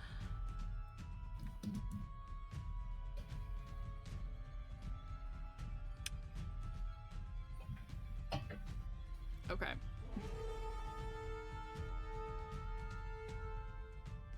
Okay, that probably won't affect.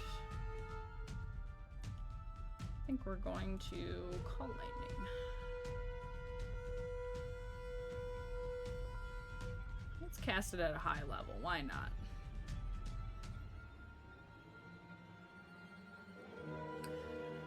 Okay.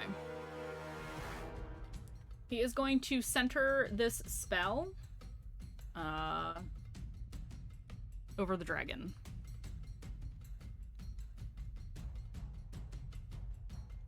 Stormcloud appears in the shape of a cylinder that is 10 feet tall with a 60-foot radius centered on a point you can see within range.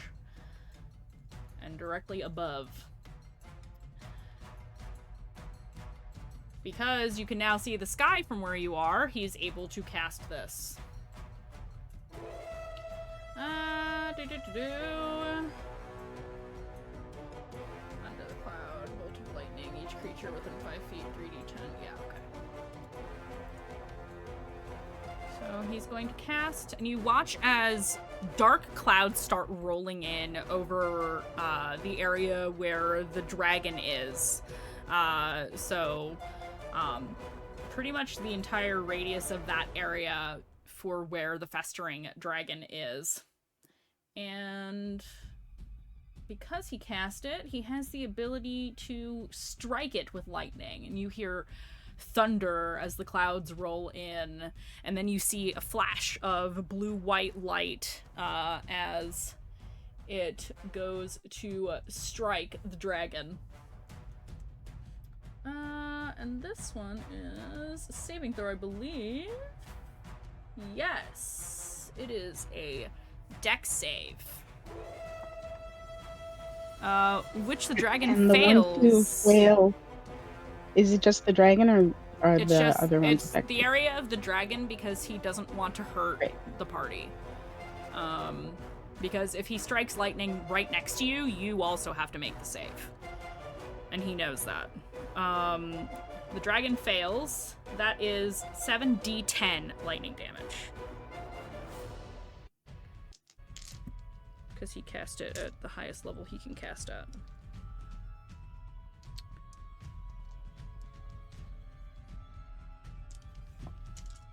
I'm betting on 50, y'all. That's my dream. Woo! 50 points. 10. Let's go.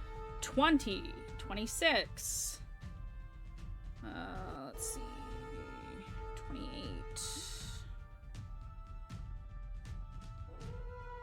34. 39. 44. 44 damage to the dragon. Pretty good. Could have been better. Above average. That's what we want. Oh, this is Aurora's vibe because of the lightning. And he is essentially like readying himself. You can see that he is focusing on this spell, and he is moving his hands as though he is getting ready to pull more lightning down, and that's Conathor's turn. Nikita, it is your turn with Rev on deck. Amazing. All right. So Nikita is going to go into a rage and go for her tail to extend her reach to 10 feet. And she's going to rush specifically the one that Aurora pointed out that wasn't slowing down, and also because they're right the other in one's front with of lower Aurora. AC, just so you know. But do what feels right. I think she's gonna go for the one in front of the girlfriend. That did not work out. So I'm gonna go ahead and do my first attack. Okay, that's 13 plus 8, so that is 21. Right? Yes. And that's 2d6 plus 4. Oh, this is the Moon Touch Great Sword. Repeat the hit amount again. It was 21. Oh yeah, because you're hitting the beast in front of you. Mm-hmm. Yeah. Well, in front of Aurora, but yes. Yes. Okay. Okay. 2d6 plus 4, so that is 9, and then plus 2, so 11 damage on the first hit. Okay. And then no, fuck it. I'm gonna reckless attack the second time if I can do it. Yeah. Cool. 15 plus 8, and the second one is 16 plus 8. So stuff, it hits. Let me just real quick. 2d6. That is way better. That is a 12 plus 4. So 18 plus 2, so 20 damage on that one. 20 damage? Yeah. Okay. It is looking rough after those. Got it. Anything If possible, I'd like to keep I'm assuming it's within 5 feet, right? So there was I'd like to position myself in a way where like the 10 feet of range could also potentially be nearish Dayu in a way if I need to use my sentinel. Because tail. Right. So you are raging and you're using the tail. Okay. Yes. Got it. Yes, you can position yourself in that way. Sick. Okay, moving on to Rev. Okay, so running, I would not be able to get to the one that Sin is at. Is that accurate? Okay. So Rev will attack the one that is in front of her. With the Holy Avenger.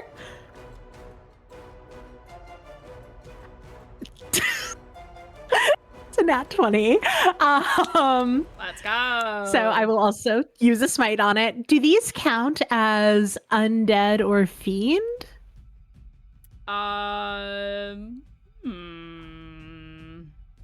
No, technically not. Okay. How much damage is a smite? 2d8. Okay. Oh, I gotta fix that command.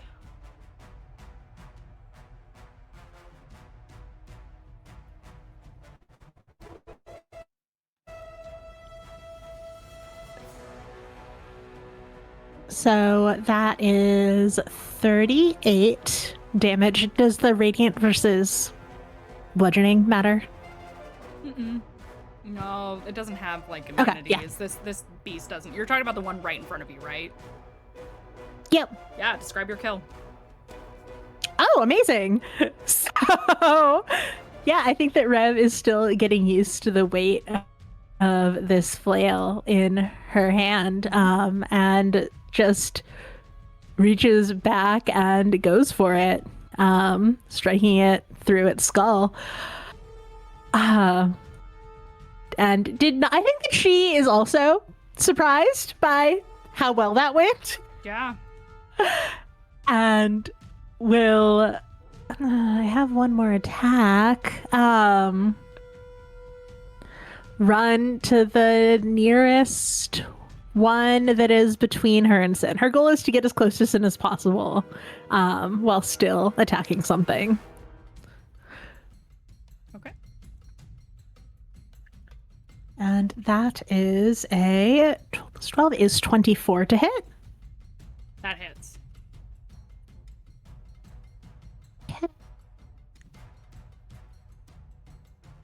And this time it is a 13 damage. 13 damage on which? What are you attacking? Whichever one is closest to Sin but within her range. So I don't know if that's like in front of Aurora or Take a look. Yeah, probably either the one next to Nikita or Aurora. So if you want to pick the one that's in front of Aurora, yes, you absolutely can do that. yeah, that is what I will do. Okay. And then with my bonus action. Oh, no, that's a smite. Okay. That is my turn. Okay. How much did you do any damage to the one in front of Aurora? Oh, yeah, sorry, 13. Yeah, it's dead. You kill that one as well. Oh, okay. Alrighty.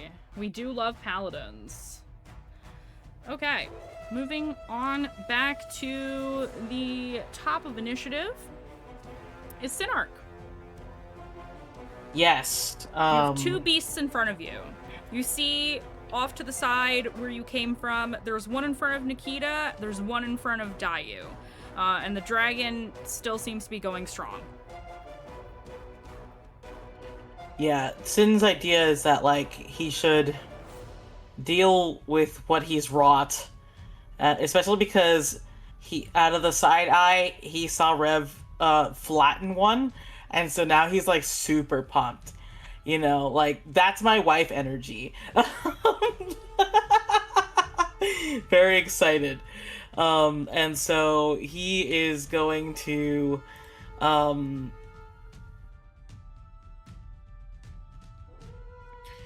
yeah, I think he's going to straight up focus down. I'm going to, for my bonus action, try and use my insightful fighting again.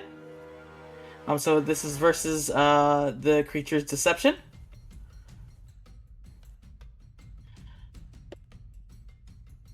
Okay, that is 17. 15 plus 2.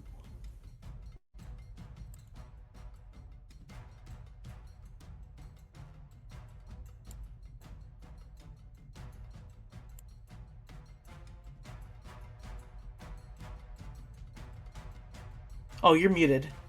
Oh, I am muted. It was 11. Okay, so I can use my sneak attack against it. Yes. So I'm going to once pinpointing its weak point, I'm going to attack with Dirk. That's a natural 20. Let's go! Crits in chat! Yes. Okay. That bonus, that's beautiful. All right, so that's 2d6 for Dirk, 46 because of crit, plus another. I don't have enough dice for this right now. It's okay. We're gonna do our 46 plus 6 for Dirk base. There's a couple ones in there, of course there is. So that's 12, 18, and then another 46. That's 3 5s plus a 6. So 12, 18 plus 21. That's 39 points of damage for this attack. 39 points of damage. And on the one that I previously injured. Okay, yeah. Describe your kill. Yeah, I think just Sin yells behind him, "Atta girl!" and just sweeps Dirk like violently upwards, and just like waist chops this thing in two, leaving himself standing alone with only one of them. Let's go. Yeah, and I think I use my bonus action and my action, so that's it. I don't want to move out of this thing's threatened range. And yeah, I think Sin's just sort of trying to watch out of the corner of his eye the dragon, but he looks very excited. And that's my go. Okay. On to me. The beast in front of you, the one that's left, I should say, is going to, it is, I believe, nope, that one was out of range, that one's not slowed. Multi-attack. That is a 21 to hit. Oh wait, it is disadvantage because of your cloak. Sorry, let me do the other die. It does not hit you with the first attack. Second attack. Also does not hit. So it misses you on both. The beast that was in front of Nikita, it is slowed. This one. So it is just going to make a single attack. And this one is that stat block. Okay, it is still a 19 to hit you. And I believe that does hit now. Yep, it does.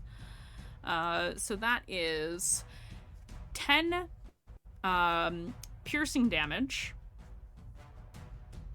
And it is non-magical, so you are resistant to that. You only take 5. And then you take 4 fire damage. That is not halved.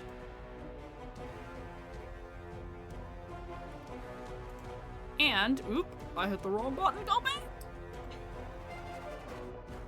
I need a strength saving throw. You will probably pass this with ease, but it's part of the stat block, so. You're muted, bestie. Oops. 1 second.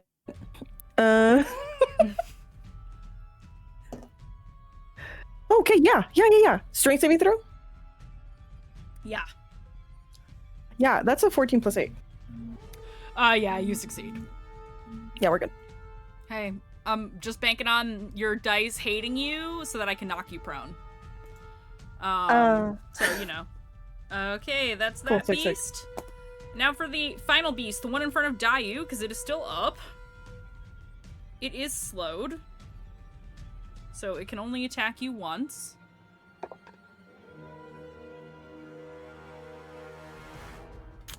I'm so sorry. That's a natural 20 plus 7, 27. That is with the bite. So that would be 18 piercing damage plus 5 fire damage.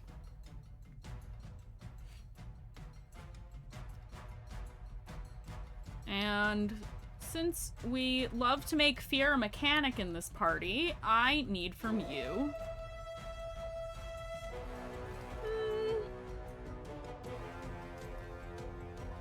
I'll take an intelligence saving throw. Ah! Fuck! Can I call Sentinel? No.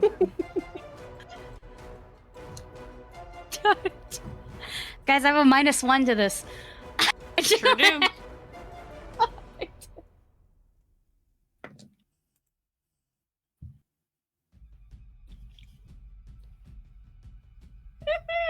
Do you have any luck die? I do have a luck die. I am gonna use a luck die this time, but I just want you to know that I got a 0. It doesn't have to be. I just want you to know that I got a 0. I'm using a luck die, but I just for prosperity, it was a 0. Oh Jesus! Yeah, I So- could tell from that head Buddy down power, moment. please, I beg.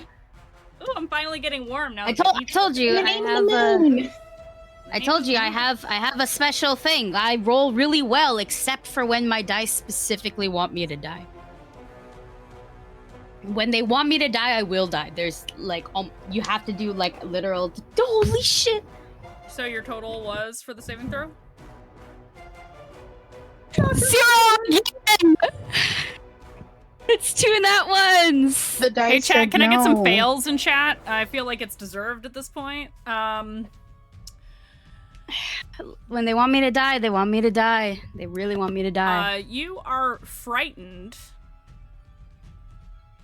currently. You can make a saving throw at the top of your next, or actually at the end of your next turn. Okay. How so much damage should you take? How much damage did you take? 27. It's like Oh. 18 plus 5? Yeah, Okay. because I got a crit. Okay.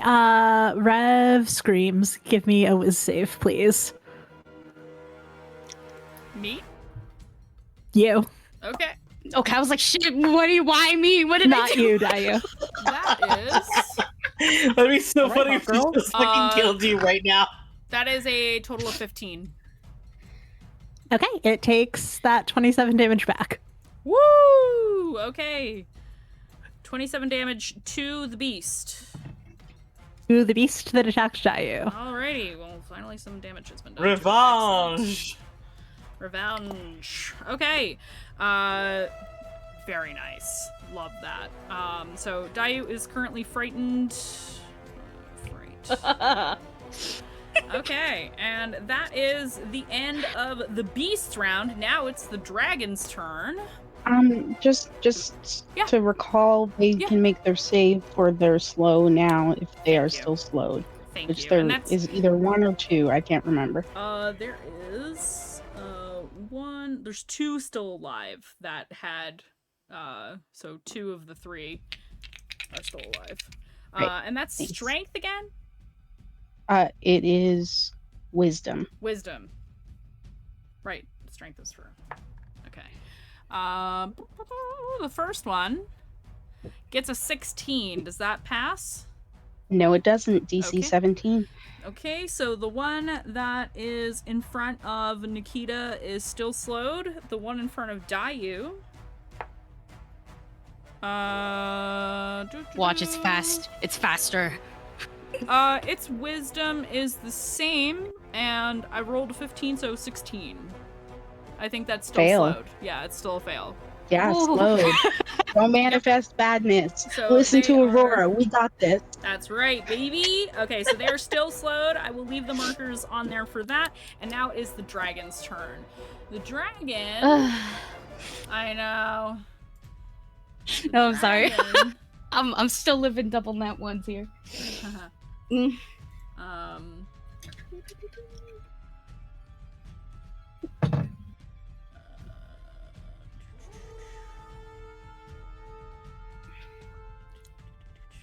Right. Okay. The dragon. Alright, I keep forgetting that it has legendary actions and I can use those against you. I'm gonna start using that now. Next round. Next round. It is going to use. Oh, good. How many of those do I get? It doesn't tell me. That's stupid. What kind of fucking stat block is this? D&D Beyond. Acid Breath. It is going to essentially spew acid in your direction, in the direction of the party, which is to say, the party that's not broken away from the group. And that should hit. That should hit Nikita Aurora and Dayu, I don't think it would hit Rev.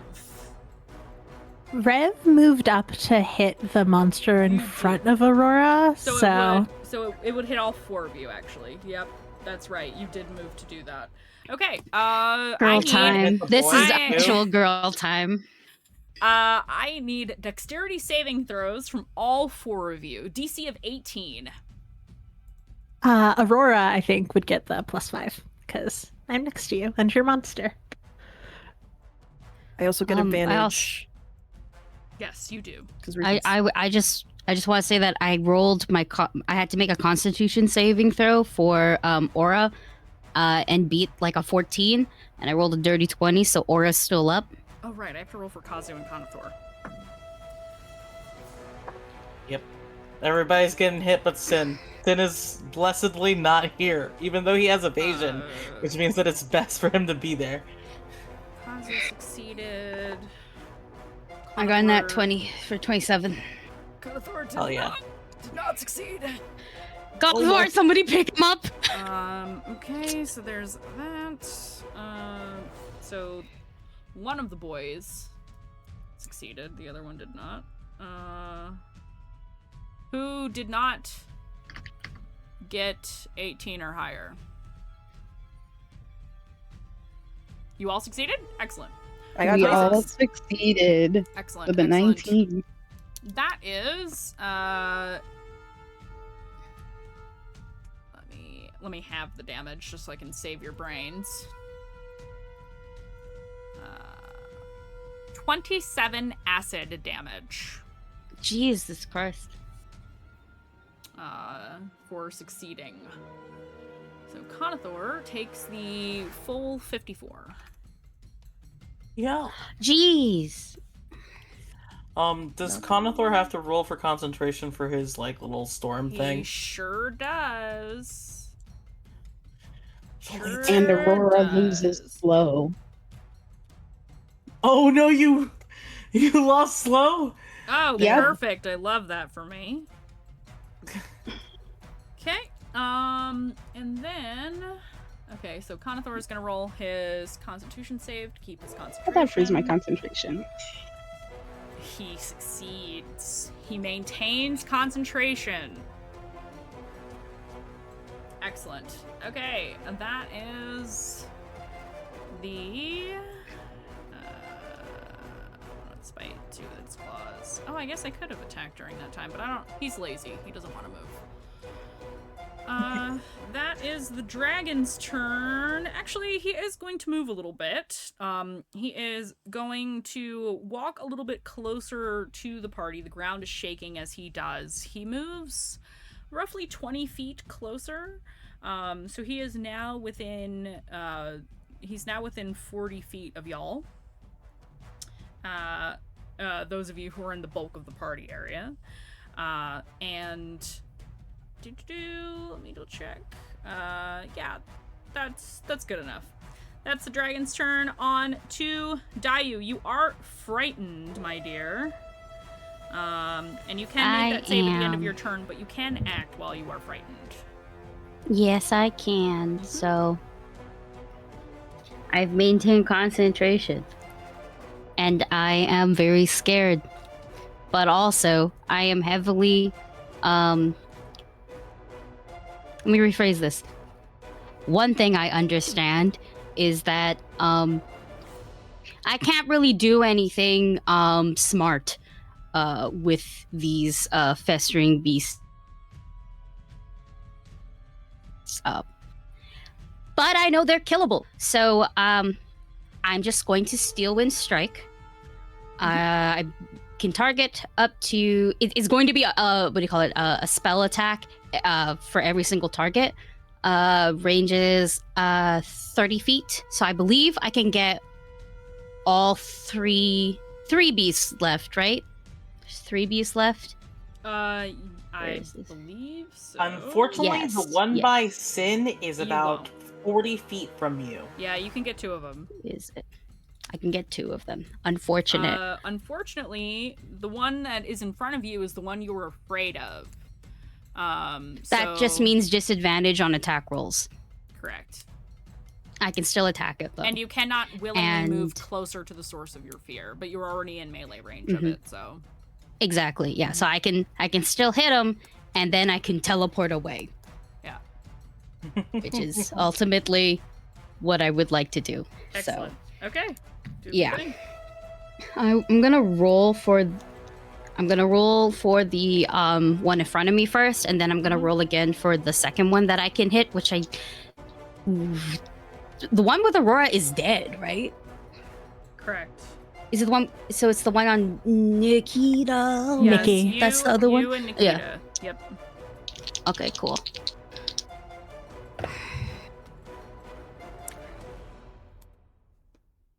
With a +9 and disadvantage, it's still 19 to hit. That hits. The one in front of me. Yeah, that hits. And then I will roll for the one for Nikita's.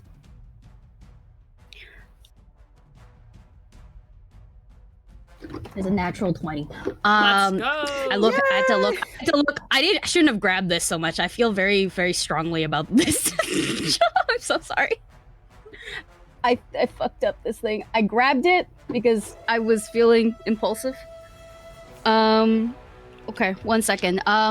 So because this also counts as a bard spell, I do an extra d6, but they're both taking about 6d10 of force damage plus 1d6. So there's a lot of damage going on. I don't know what happens with a nat 20 in this case.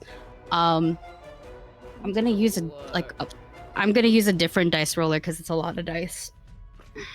Yeah, feel free. Do what you gotta do. This one is... What the fuck is it? Steel Wind Strike.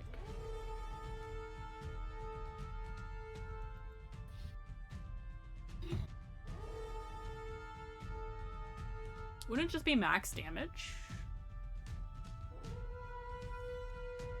So 60. It would be 6d6 plus a 1d6, so it would be 66 if you're letting me do max. What level are you casting Steel Wind Strike at? 5th. Okay.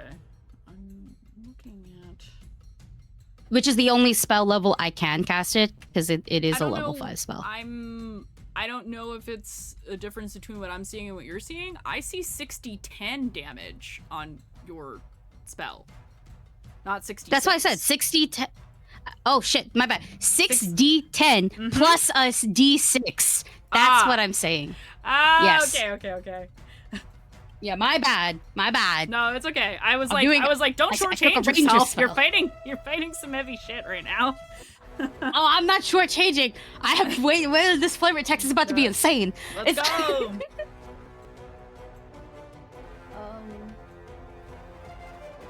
Oh yeah, you can hit up to But, like, 5 creatures. That's sick. Yeah, that's why I asked who was with it. It's only 30 feet, so it's like, unfortunately, the dragon and the other one is just 10 feet short, and I can't move. So, does the one that I crit on, what are we doing for that? Or is it just regular? The one in front of you? That one you crit. So... No, I crit Nikita's. Oh, you crit Nikita's. That one's just dead. Yeah. Okay, we won't. Let's not worry about damage for that one then. Let's just say it's dead. If you do crit damage to this, it's dead. That's 60-10 plus your d6. So maximum. I do 40 66, which is more than double what its hit points are. Okay, nice. I do 40 to the one in front of me though. It's dead. Okay. There's only one left. One beast and one dragon. Okay. So, Dayu pulls out. So Dayu does have melee weapons. She has a little dagger and she has a little rapier, and so she's gonna pull out the rapier. Okay. And then she literally bleach blinks. Every hit there is like a swirling, almost a whirlwind of multitudes of screams. Not necessarily just hers, but I think y'all have been traveling with her long enough that you know what she sounds like. So her scream plus a chorus of whatever spirits are nearby, humanoid or not, screaming at once as we kind of unnecessarily gore these two. I'm gonna blink beside probably Nikita. I believe I am 5 feet away, essentially, from the beast that was on Nikita. And when I land, whatever I land in, I'm just covered in festering gore. Okay. And bonus action, I'm going to use my aura of vitality to kind of heal myself because I'm very low. So I'm gonna heal myself and don't forget your saving throw at the end to get out of your fright. The thing I killed is dead. Oh yeah, I guess that would just cancel it out, wouldn't it? Yeah. Yeah. Good. I'm so good at healing. Is this a sign that I would have been a great doctor if I could do basic math? No, there's only one math gay at this table. I'm kidding. I know there's more than one of you. Okay. I will heal for 12. Which is nice. I think that's my whole ass turn, yeah. It is. Now I'm gonna do a legendary action thing. The fuck? It's not gonna do any damage yet. Just gonna roll.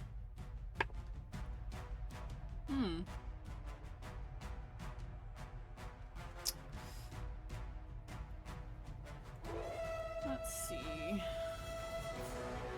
You watch its head swivel and turn in the direction of where Sid is. As if it didn't notice you at first. But it is now. Moving on to Kazuhiko and then Aurora. Kazuhiko.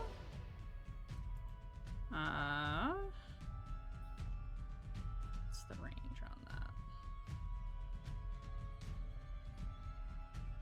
that? Since he has a free hand when he's not actively using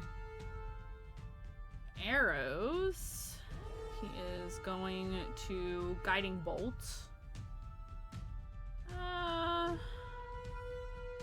Hell, let's do it at 3rd level. Why not?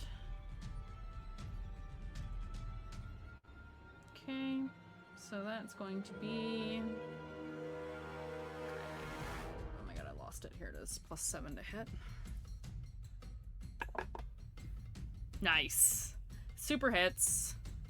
I'm gonna roll it in D&D Beyond because I don't want to get out all those D6s.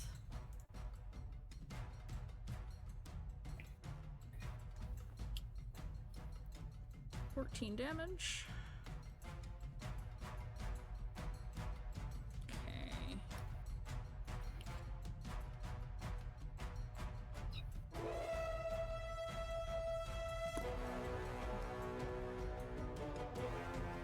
Okay. That is his turn. Right, yes. Actually, he could take an attack. If he used one for a spell, he does get 2 attacks per action. So he'll knock. Is that how multi-attack works? I believe it does. Let me double check. I thought it was when you take the attack action, you get to make 2. Well, it is an attack. It is a attack roll spell. Hold on. Then that sounds like it would count to me. Attack roll.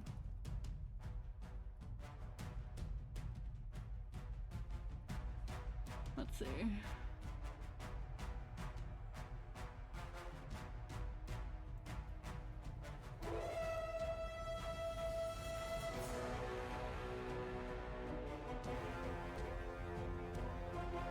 Yes, you can.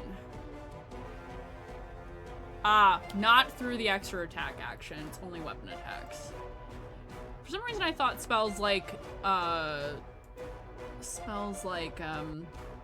Guiding Bolt counted because you have to roll to hit. But it does not. Okay, moving on. He's not going to do anything else. Aurora, it is now your turn, then Conathor. Is there a spot that Aurora can stand that is facing the dragon where there's no other party members in between them? In a 5-foot line? Yeah, if you move like ahead of where Kazuhiko and Conathor are, you could or stand next to them. You could do that. Great. Aurora steps deliberately in between and looks over at Conathor and says, "Watch this," and points, and out of the tip of her finger, a huge bolt of lightning erupts, zigzags towards the dragon. It's 100 feet, 5-foot line, 17 dex save. 17 dex save. And I will roll 96 in D&D Beyond because I'm not doing that. For the dragon, there's a total of 12. Yeah, so that's a fail. So it's gonna take this damage. Hello? Why won't it work? 24. 24. That could have been way better. Actually, you know what? It will be better. I'm gonna spend a sorcery point to make that better because that wasn't good enough. Okay. This is going to be empowered, and I'm going to oh my gosh, I have to do the math here. 1 second. Okay. While I figure out how to see the math.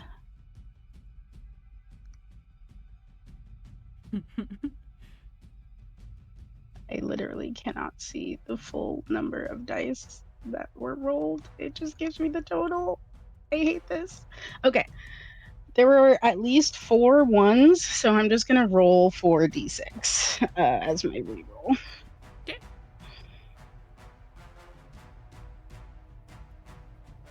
Should have just taken the d6s out in the first place. Okay, that is slightly better. So I am subtracting 4, so it's 20. 31 is the actual total. 31? Yes. Okay. Redo my math here.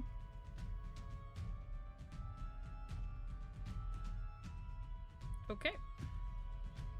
Anything else on your turn?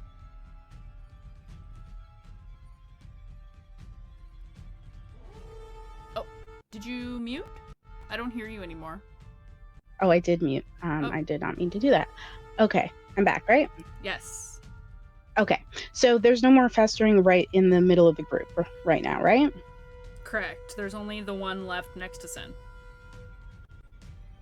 Okay, great. So we'll then step back behind the rest of the group, behind Nikita, because I think now she's near to the back of the squad, beside Dayu, I guess.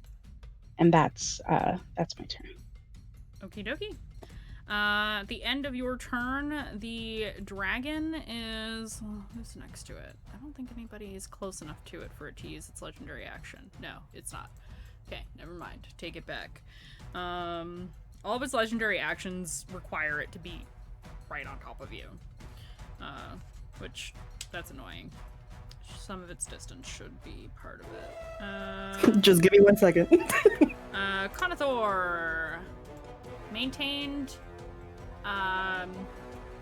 concentration on his call lightning. So the dragon is going to do yet another dex save, because I think it's a dex save every time. Yes, it is. Severely fails. So that is... So glad I chose the dex save spell and not the other one I was thinking. It has a decent dex save bonus. I just rolled bad. Thank you. You're welcome.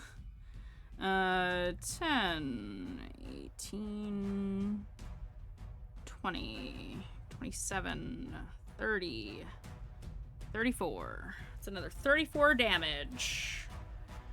As Conthor pulls lightning from the sky, since it's already been kind of stormy today. Not stormy, rainy. Easily pulls that down from the sky and directs it to the dragon. So that is...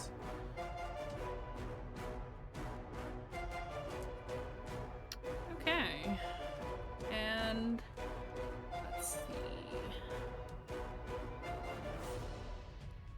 He does have a potion.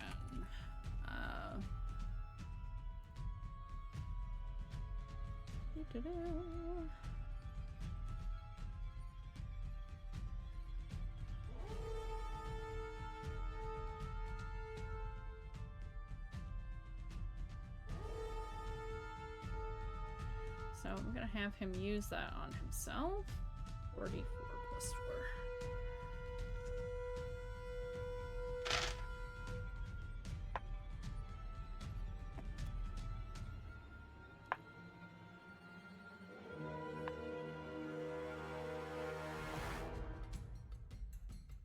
Okay, 8, 12 plus 4, 16. He gets 16 hit points back. Okay. And that is Conthor's turn. So you watch as he he's probably multitasking. He's probably drinking the potion while he's pulling the lightning down. Because he seems like that kind of guy. So yeah, he definitely does that. Nikita, it is your turn with Rev on deck. Me heart's in me throat. How far is this dragon?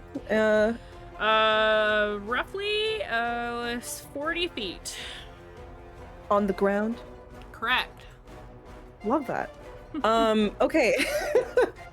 I'm gonna do something stupid, but that's okay, let's go. So Nikita is gonna rush at this fucking dragon because I'm dumb. Okay.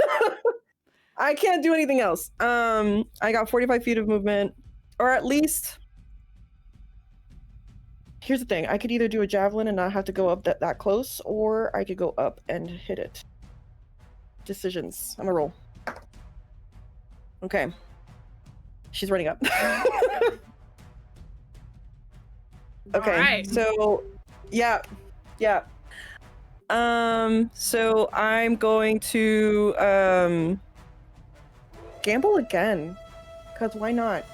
I'm going to, so Nikita's gonna rush up and she's going to use her moonlit sword to kind of like spin a couple times and whack the thing with her tail. And I would like a wait, let me see. Hold on, we succeed. Okay, so I'm gonna hit it first and I rolled that first. Let me do that because I'm thinking too far ahead, my bad. That is a 25. To hit the dragon? Yeah, that hits. Oh shit. Thank you, dice. Holy fuck. Okay, the damage is not amazing, but I want to see if this works. 1 second, it's a +8, but I'm looking for the tail now. It's 1d8 plus 4. Okay. Okay, so that's 5 plus 4. So 9, then plus 2, so it's 11. And also, since I succeeded, I'm going to use my new Infectious Fury. Can I please get a Wisdom saving throw? Okie dokie. That is 18. Fuck. Okay, well, it failed. It's fine. Okay. Cool. It's fine. We're good. How much damage did you I do didn't- again? You were going very, very fast. I'm so sorry. I had this in my head and I was like, I can't. It was, give me a second. I think it was an 8.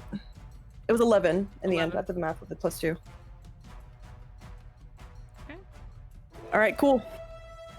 And this is my gambling dice that I have in front of me now. Excellent. You are now within melee range of the dragon. I am. I will do a...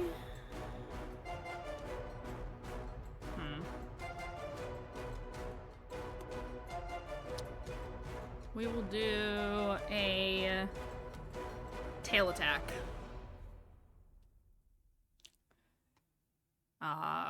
You ran up to it. It's going to whirl around and hit you with its tail. That is a total of...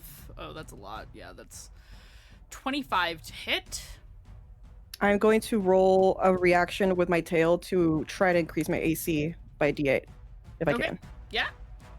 See if that does anything. 18 plus 6. I'm stupid. Help me. 24. That's not high enough. Yeah. We're good. So, that is 2d8 plus stuff.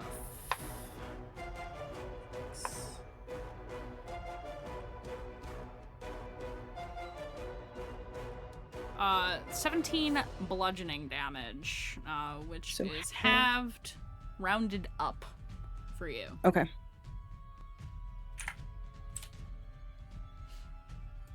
Okay, that's the dragon's legendary action. It has one left.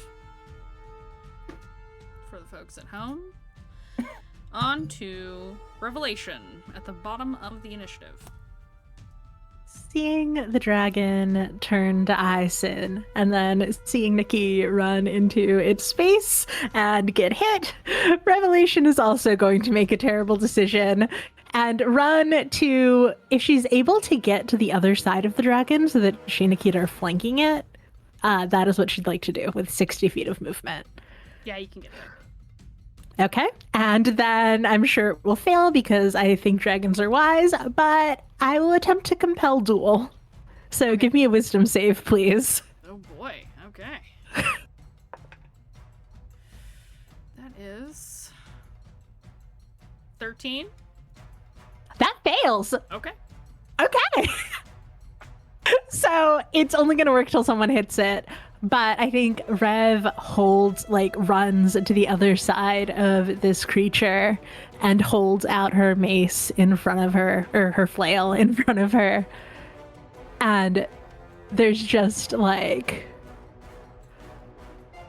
think the atmosphere is almost rippling around her a little bit, the air and space. And the creature, it has disadvantage on attack rolls against creatures other than me, has to make a wisdom save every time it attempts to move to a space that is more than 30 feet away from me. Okay. And if it succeeds, it, can move. But it ends if anyone else attacks it. Okay. So basically, I just want Sin to get through his round without getting attacked by the dragon, I think is the goal of this. Okay. But yeah, that is Rev's turn.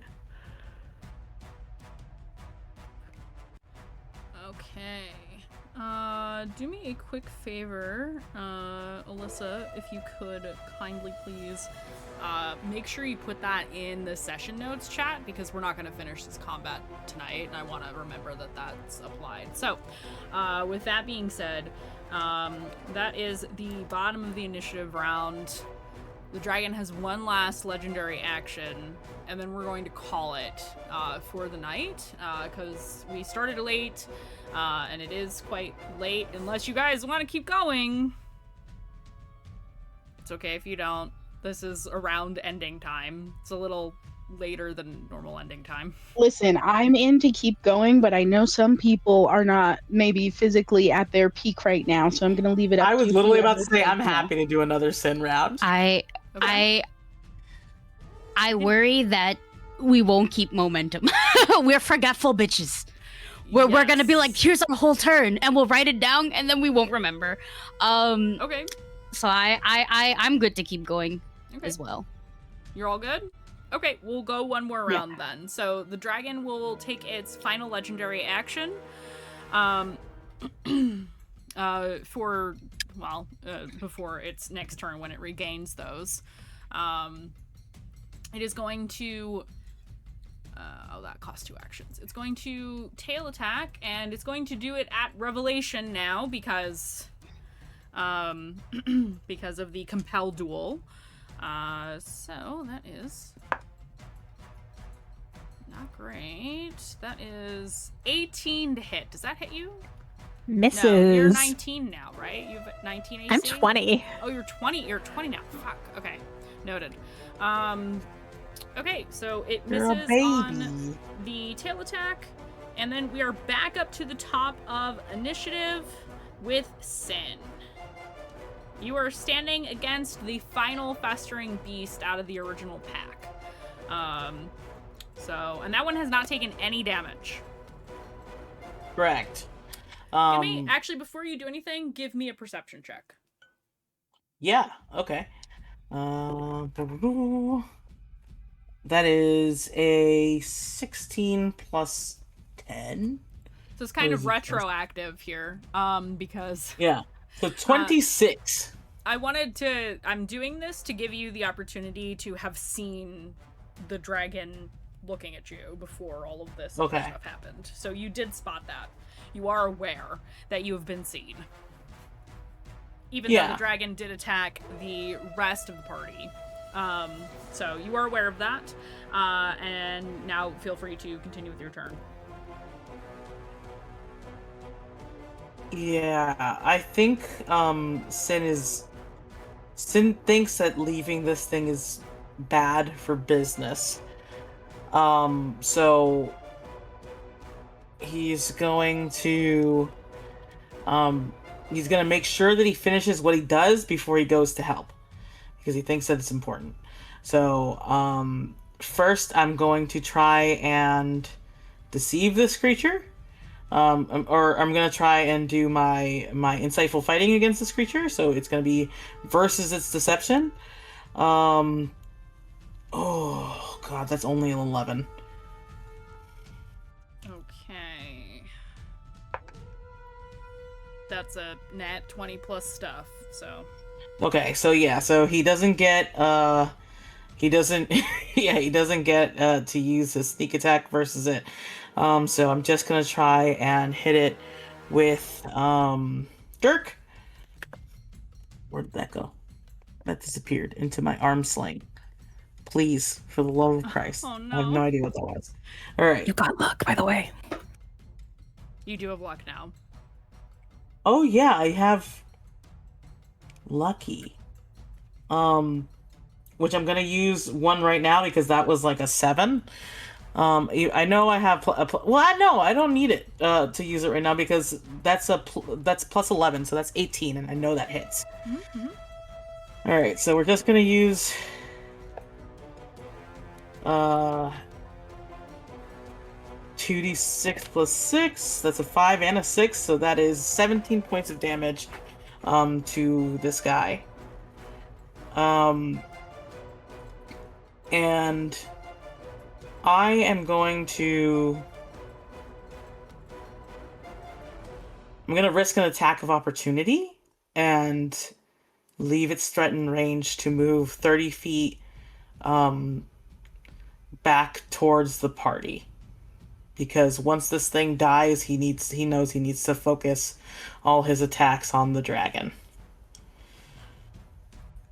Okay.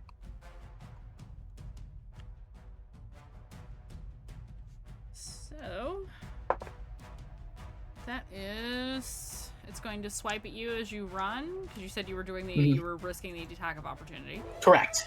Because he's not slowed, he can do that. Yep. Actually, he wouldn't have been slowed anymore anyway. I think. That Correct. is 17. Doesn't hit. Okay, he misses as you. Yep. So I run move towards my full 30 feet. Okay. Yeah. So you are now within 10 feet of the dragon. Mm-hmm. Okay.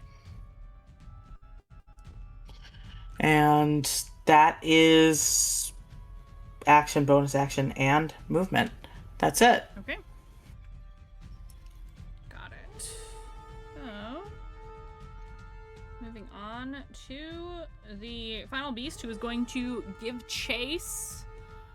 It can move 40 feet, and you moved 30 feet, so it's going to catch up to you and do a bite. That's not going to hit on the first attack. Second attack.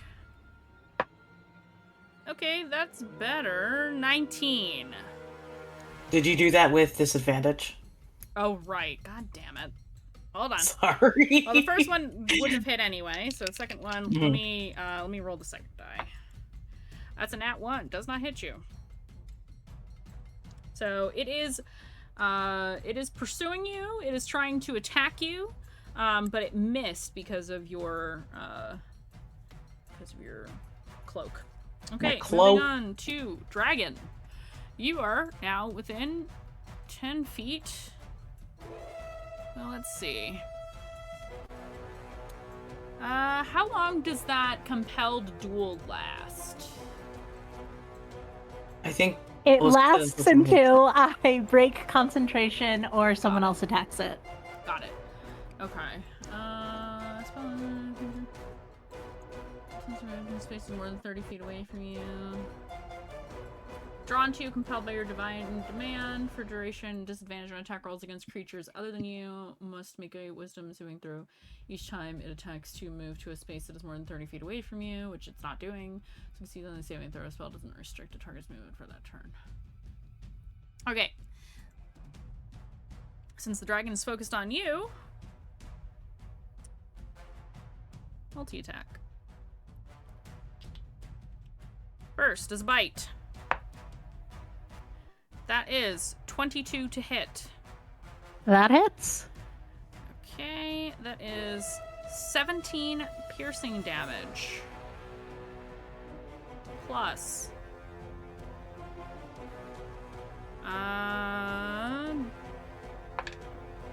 4 fire damage.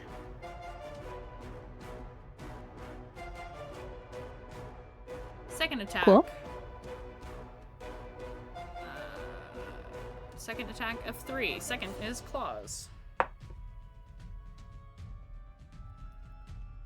Oof. Yeah, that super hits. It's 18 plus 11. Super duper hits. 13 slashing damage. And finally,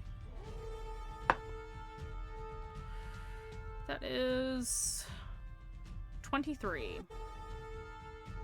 That'll hit. Another 13 slashing damage.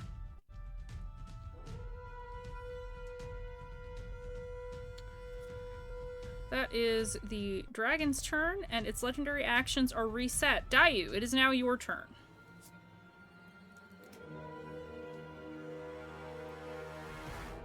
I had an idea, but I think Rev just went down a whole bunch. Because I can heal 2. Or I could dump.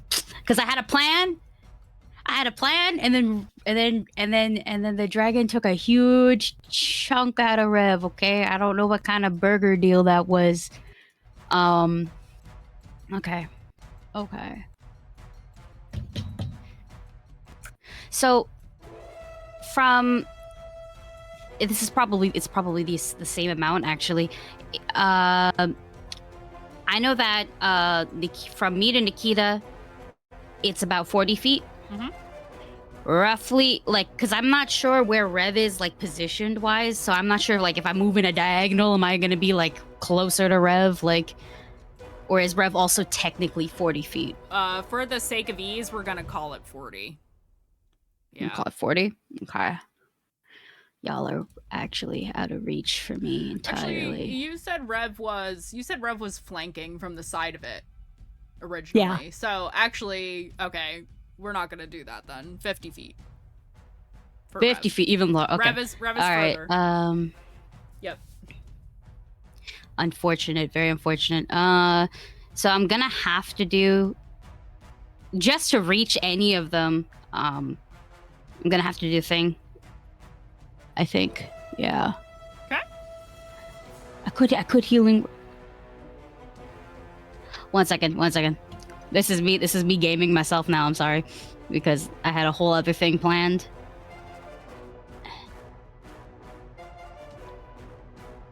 Yeah, fuck it. We'll just do what I had planned. So, I'm gonna shift into Big Bunny form. Big Bunny form gives me another like 10 movement speed. So I can move 40 now, and it gives me about 8 temporary hit points. So low key healed myself. And that's a bonus action. I'm gonna use my movement to run up to Nikita, because Nikita's the only one I can reach. So that way I can cure wounds you. So bigger heal, buddy. Thank you, buddy. Buddy. You get bunny kissed. Which means I just press my big ol' head against you. Thank you. and move my eyebrows. It's my nose specifically. And I'm gonna cure wounds you at 3rd level. Yeah. So that would be 3d8 plus 5 plus d6. So 1 second.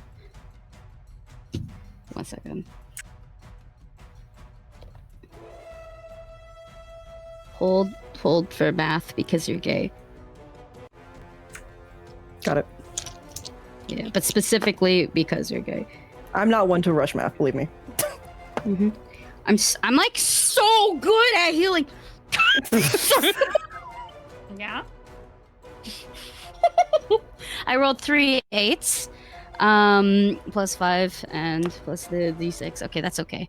I'm not doing any of that math. So 1 second. Hold 1 second. Just 1 second. Just 1 second. You heal for 30. Amazing. Thank you. Mm-hmm. Best bunny kiss of your life. Incredible. Maybe. And that's action, bonus action. That's about it. The dragon is definitely not 5 feet within me, right? It's technically 10. Yeah, if you're on the other side This is- of Nikita, then yes. Because each individual stands in a 5-foot square in D&D combat rules, so... Mm-hmm. Well, I mean, like, what? Technically, I can be beside Nikita too, right? So I'm wondering, like, does the dragon? You know what? It says ends its turn, so that won't matter unless it decides to end its turn at any given point. I just get more movement. That's all. Oh. Okay. Mm-hmm. All right. Legendary action time. I'm so glad that there's more of you right next to it. It is still compelled, though, right? Yeah, but, that doesn't count when it's area of effect. Area effect, yep. Wing attack. Dragon beats its wings. Each creature within 10 feet of the dragon must succeed on DC 19 dexterity saving throw or take damage. And be knocked prone. I technically 10 feet from Rev still. I also have the ability to fly from here. I'm using one of my fucking... What's it called? One of my regular lucky dice. Because I I'm get using those my back luck. at a long rest. I'm gonna use one of my luck rerolls.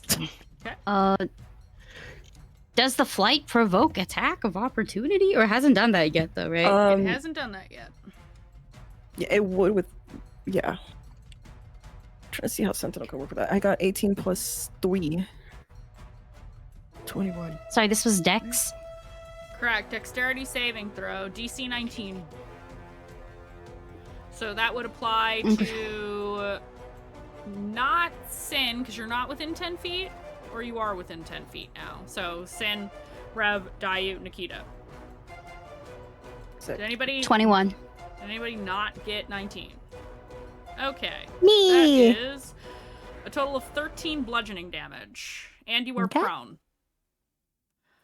Since you are taking damage, I believe you have to make a concentration save. So that's Constitution, I believe. Yeah, Which that you are very, is which you are very 13. good. Okay. You just had to beat a 10. Yes, you just have to beat a 10. So you're good to go. Okay. it doesn't say that you take half damage if you succeed, so you just don't take it. You manage to kind of like put your arms up against the battering of the wind as this thing flaps its huge leathery wings, whipping the wind around you. The trees that were damaged are actually blowing over, like falling over. It's creating a clearing for itself. As this happens, but it seems to only affect Revelation. The rest of you were able to hold fast. So that's its legendary action. We're gonna go over to Kazu. Kazu is going to... He sees that the dragon is quite wounded with his special ranger eyes, and he is going to... He is going to knock another Slayer arrow.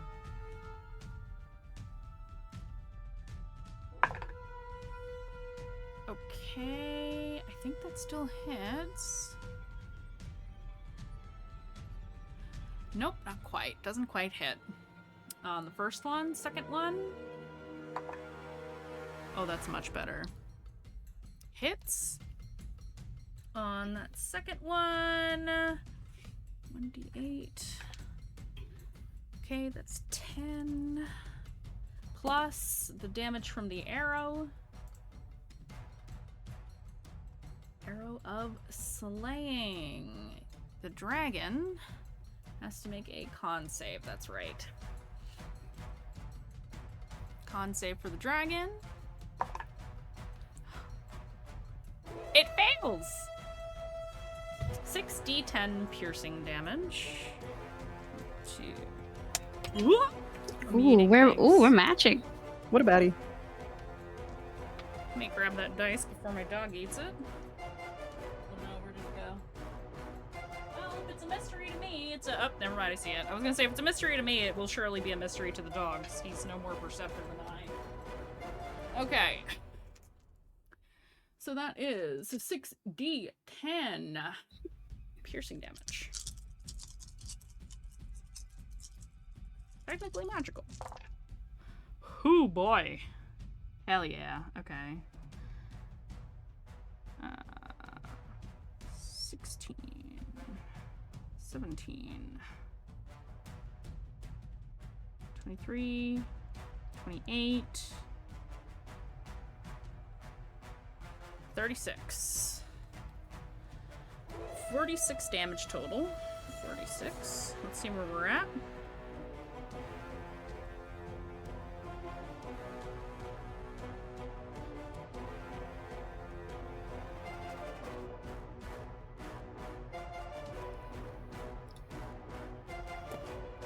You watch as Kazu knocks this final arrow, and the arrow goes straight through one eye and out the back of its head, and you watch as this thing just melts. That's my man. Because that pushed it over the edge of the final bit of HP that it has. And you are now almost out of combat. You still have one festering beast to deal with, which is to say, Aurora. It is now your turn. Seeing that the dragon is down, the kind of lightning crackling still in the air around them, and the wind blowing her outfit gorgeously, she will still do what she was planning to do, but now just at the last remaining festering creature, and cast lightning bolt. So that is going to be Dex 17. Alright. I definitely didn't make that. Okay, cool. Bear with me here.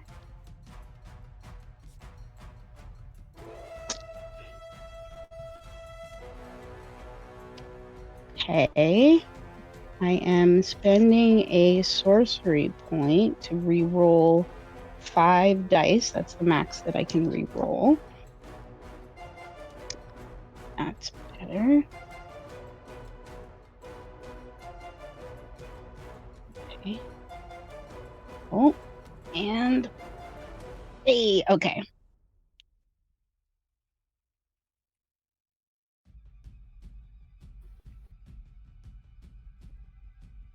$24.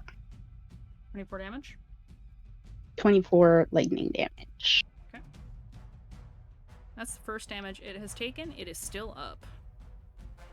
Ugh. And then she's gonna be as far away from it as possible, which I think everyone else is in melee with it, with the corpse of the dragon. How in between us Mandy, is it this took festering 17 creature? damage during my turn. I'm so sorry. It took 17 damage during your turn? Yeah, when I hit it, because I was left alone with it, and then I left it. Hold on. Because it took 11 plus 6. I for some reason did not write that down. I don't know why. Normally I'm really good about that. It's dead. You kill it. Hey!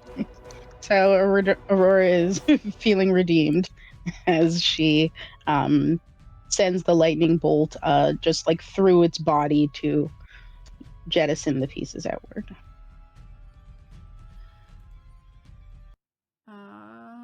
Yeah, we'll say, I don't know what this music is, but we're gonna turn it on.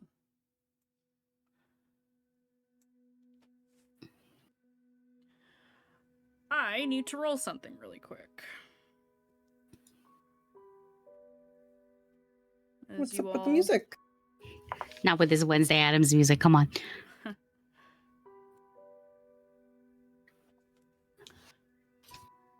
Aurora.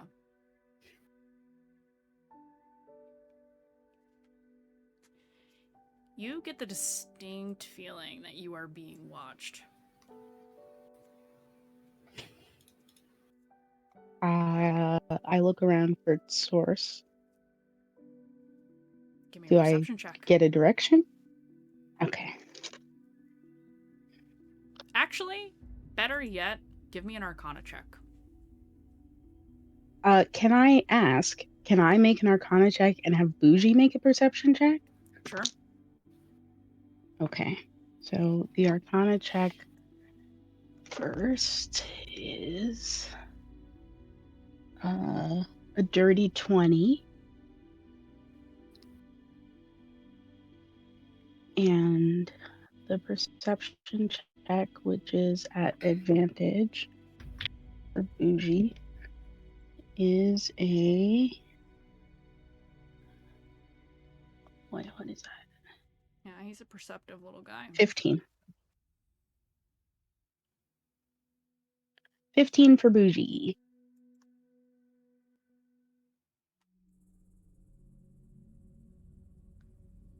Aurora, this feeling isn't coming from somebody physically here. And then you hear it.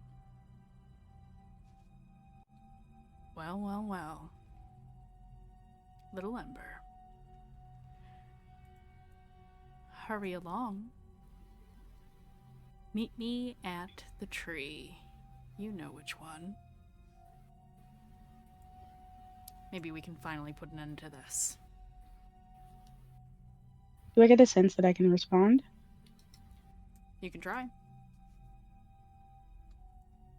Bring my sister and we'll see what happens. Oh, she's already there.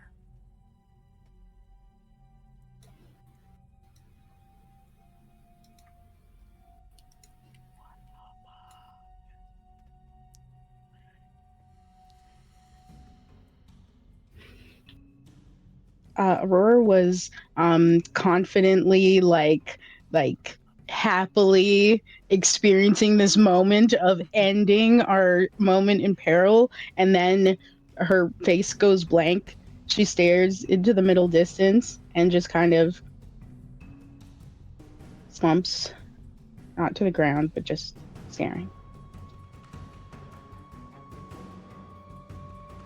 And I think that is where we will end for the night. Hell yeah. Yes, indeed. We're getting close, folks. I'm so scared. thank you to my wonderful players and to everybody who came into chat. It's been a wild ride. Sorry we started late today. I had people fixing my heater today. My heat decided to stop working, which is not great since it's about to be winter, but it's working now, so we're all good. Yeah, this has been great. Love you guys. We will see you next Wednesday. Next Wednesday, same bad time, same bad channel. I can't talk. Tomorrow night, catch me on Magi RPG for the next episode of Dying Storms. You get to see my super quirky, fun, chaotic little diplomat who is just a little sunshine bean who's never done anything wrong in her entire life. Wink. Yeah. Friday, we have a very special art stream here on this channel that's going to be happening at 1 p.m. Eastern Time. The lovely Momo Bee will be guesting on the channel for the first time. So she and I are going to do some art stream things. Saturday, we return with Sanguine Dominion, but it is a very special episode of Sanguine Dominion. We are not playing the same characters. That's all I will say. Stay tuned. Check out the social media for StoryDad and Another World Tabletop so you can get those details. I believe those are getting posted tomorrow, so you might want to check that out so you can learn a little bit about what's going to be happening with our new ? Or old ? coterie. Alrighty, that's enough yapping from me. Have a good night, everybody. We're gonna find somebody to raid, so stick around in chat for just a minute here, and we will see you soon. Bye, everybody!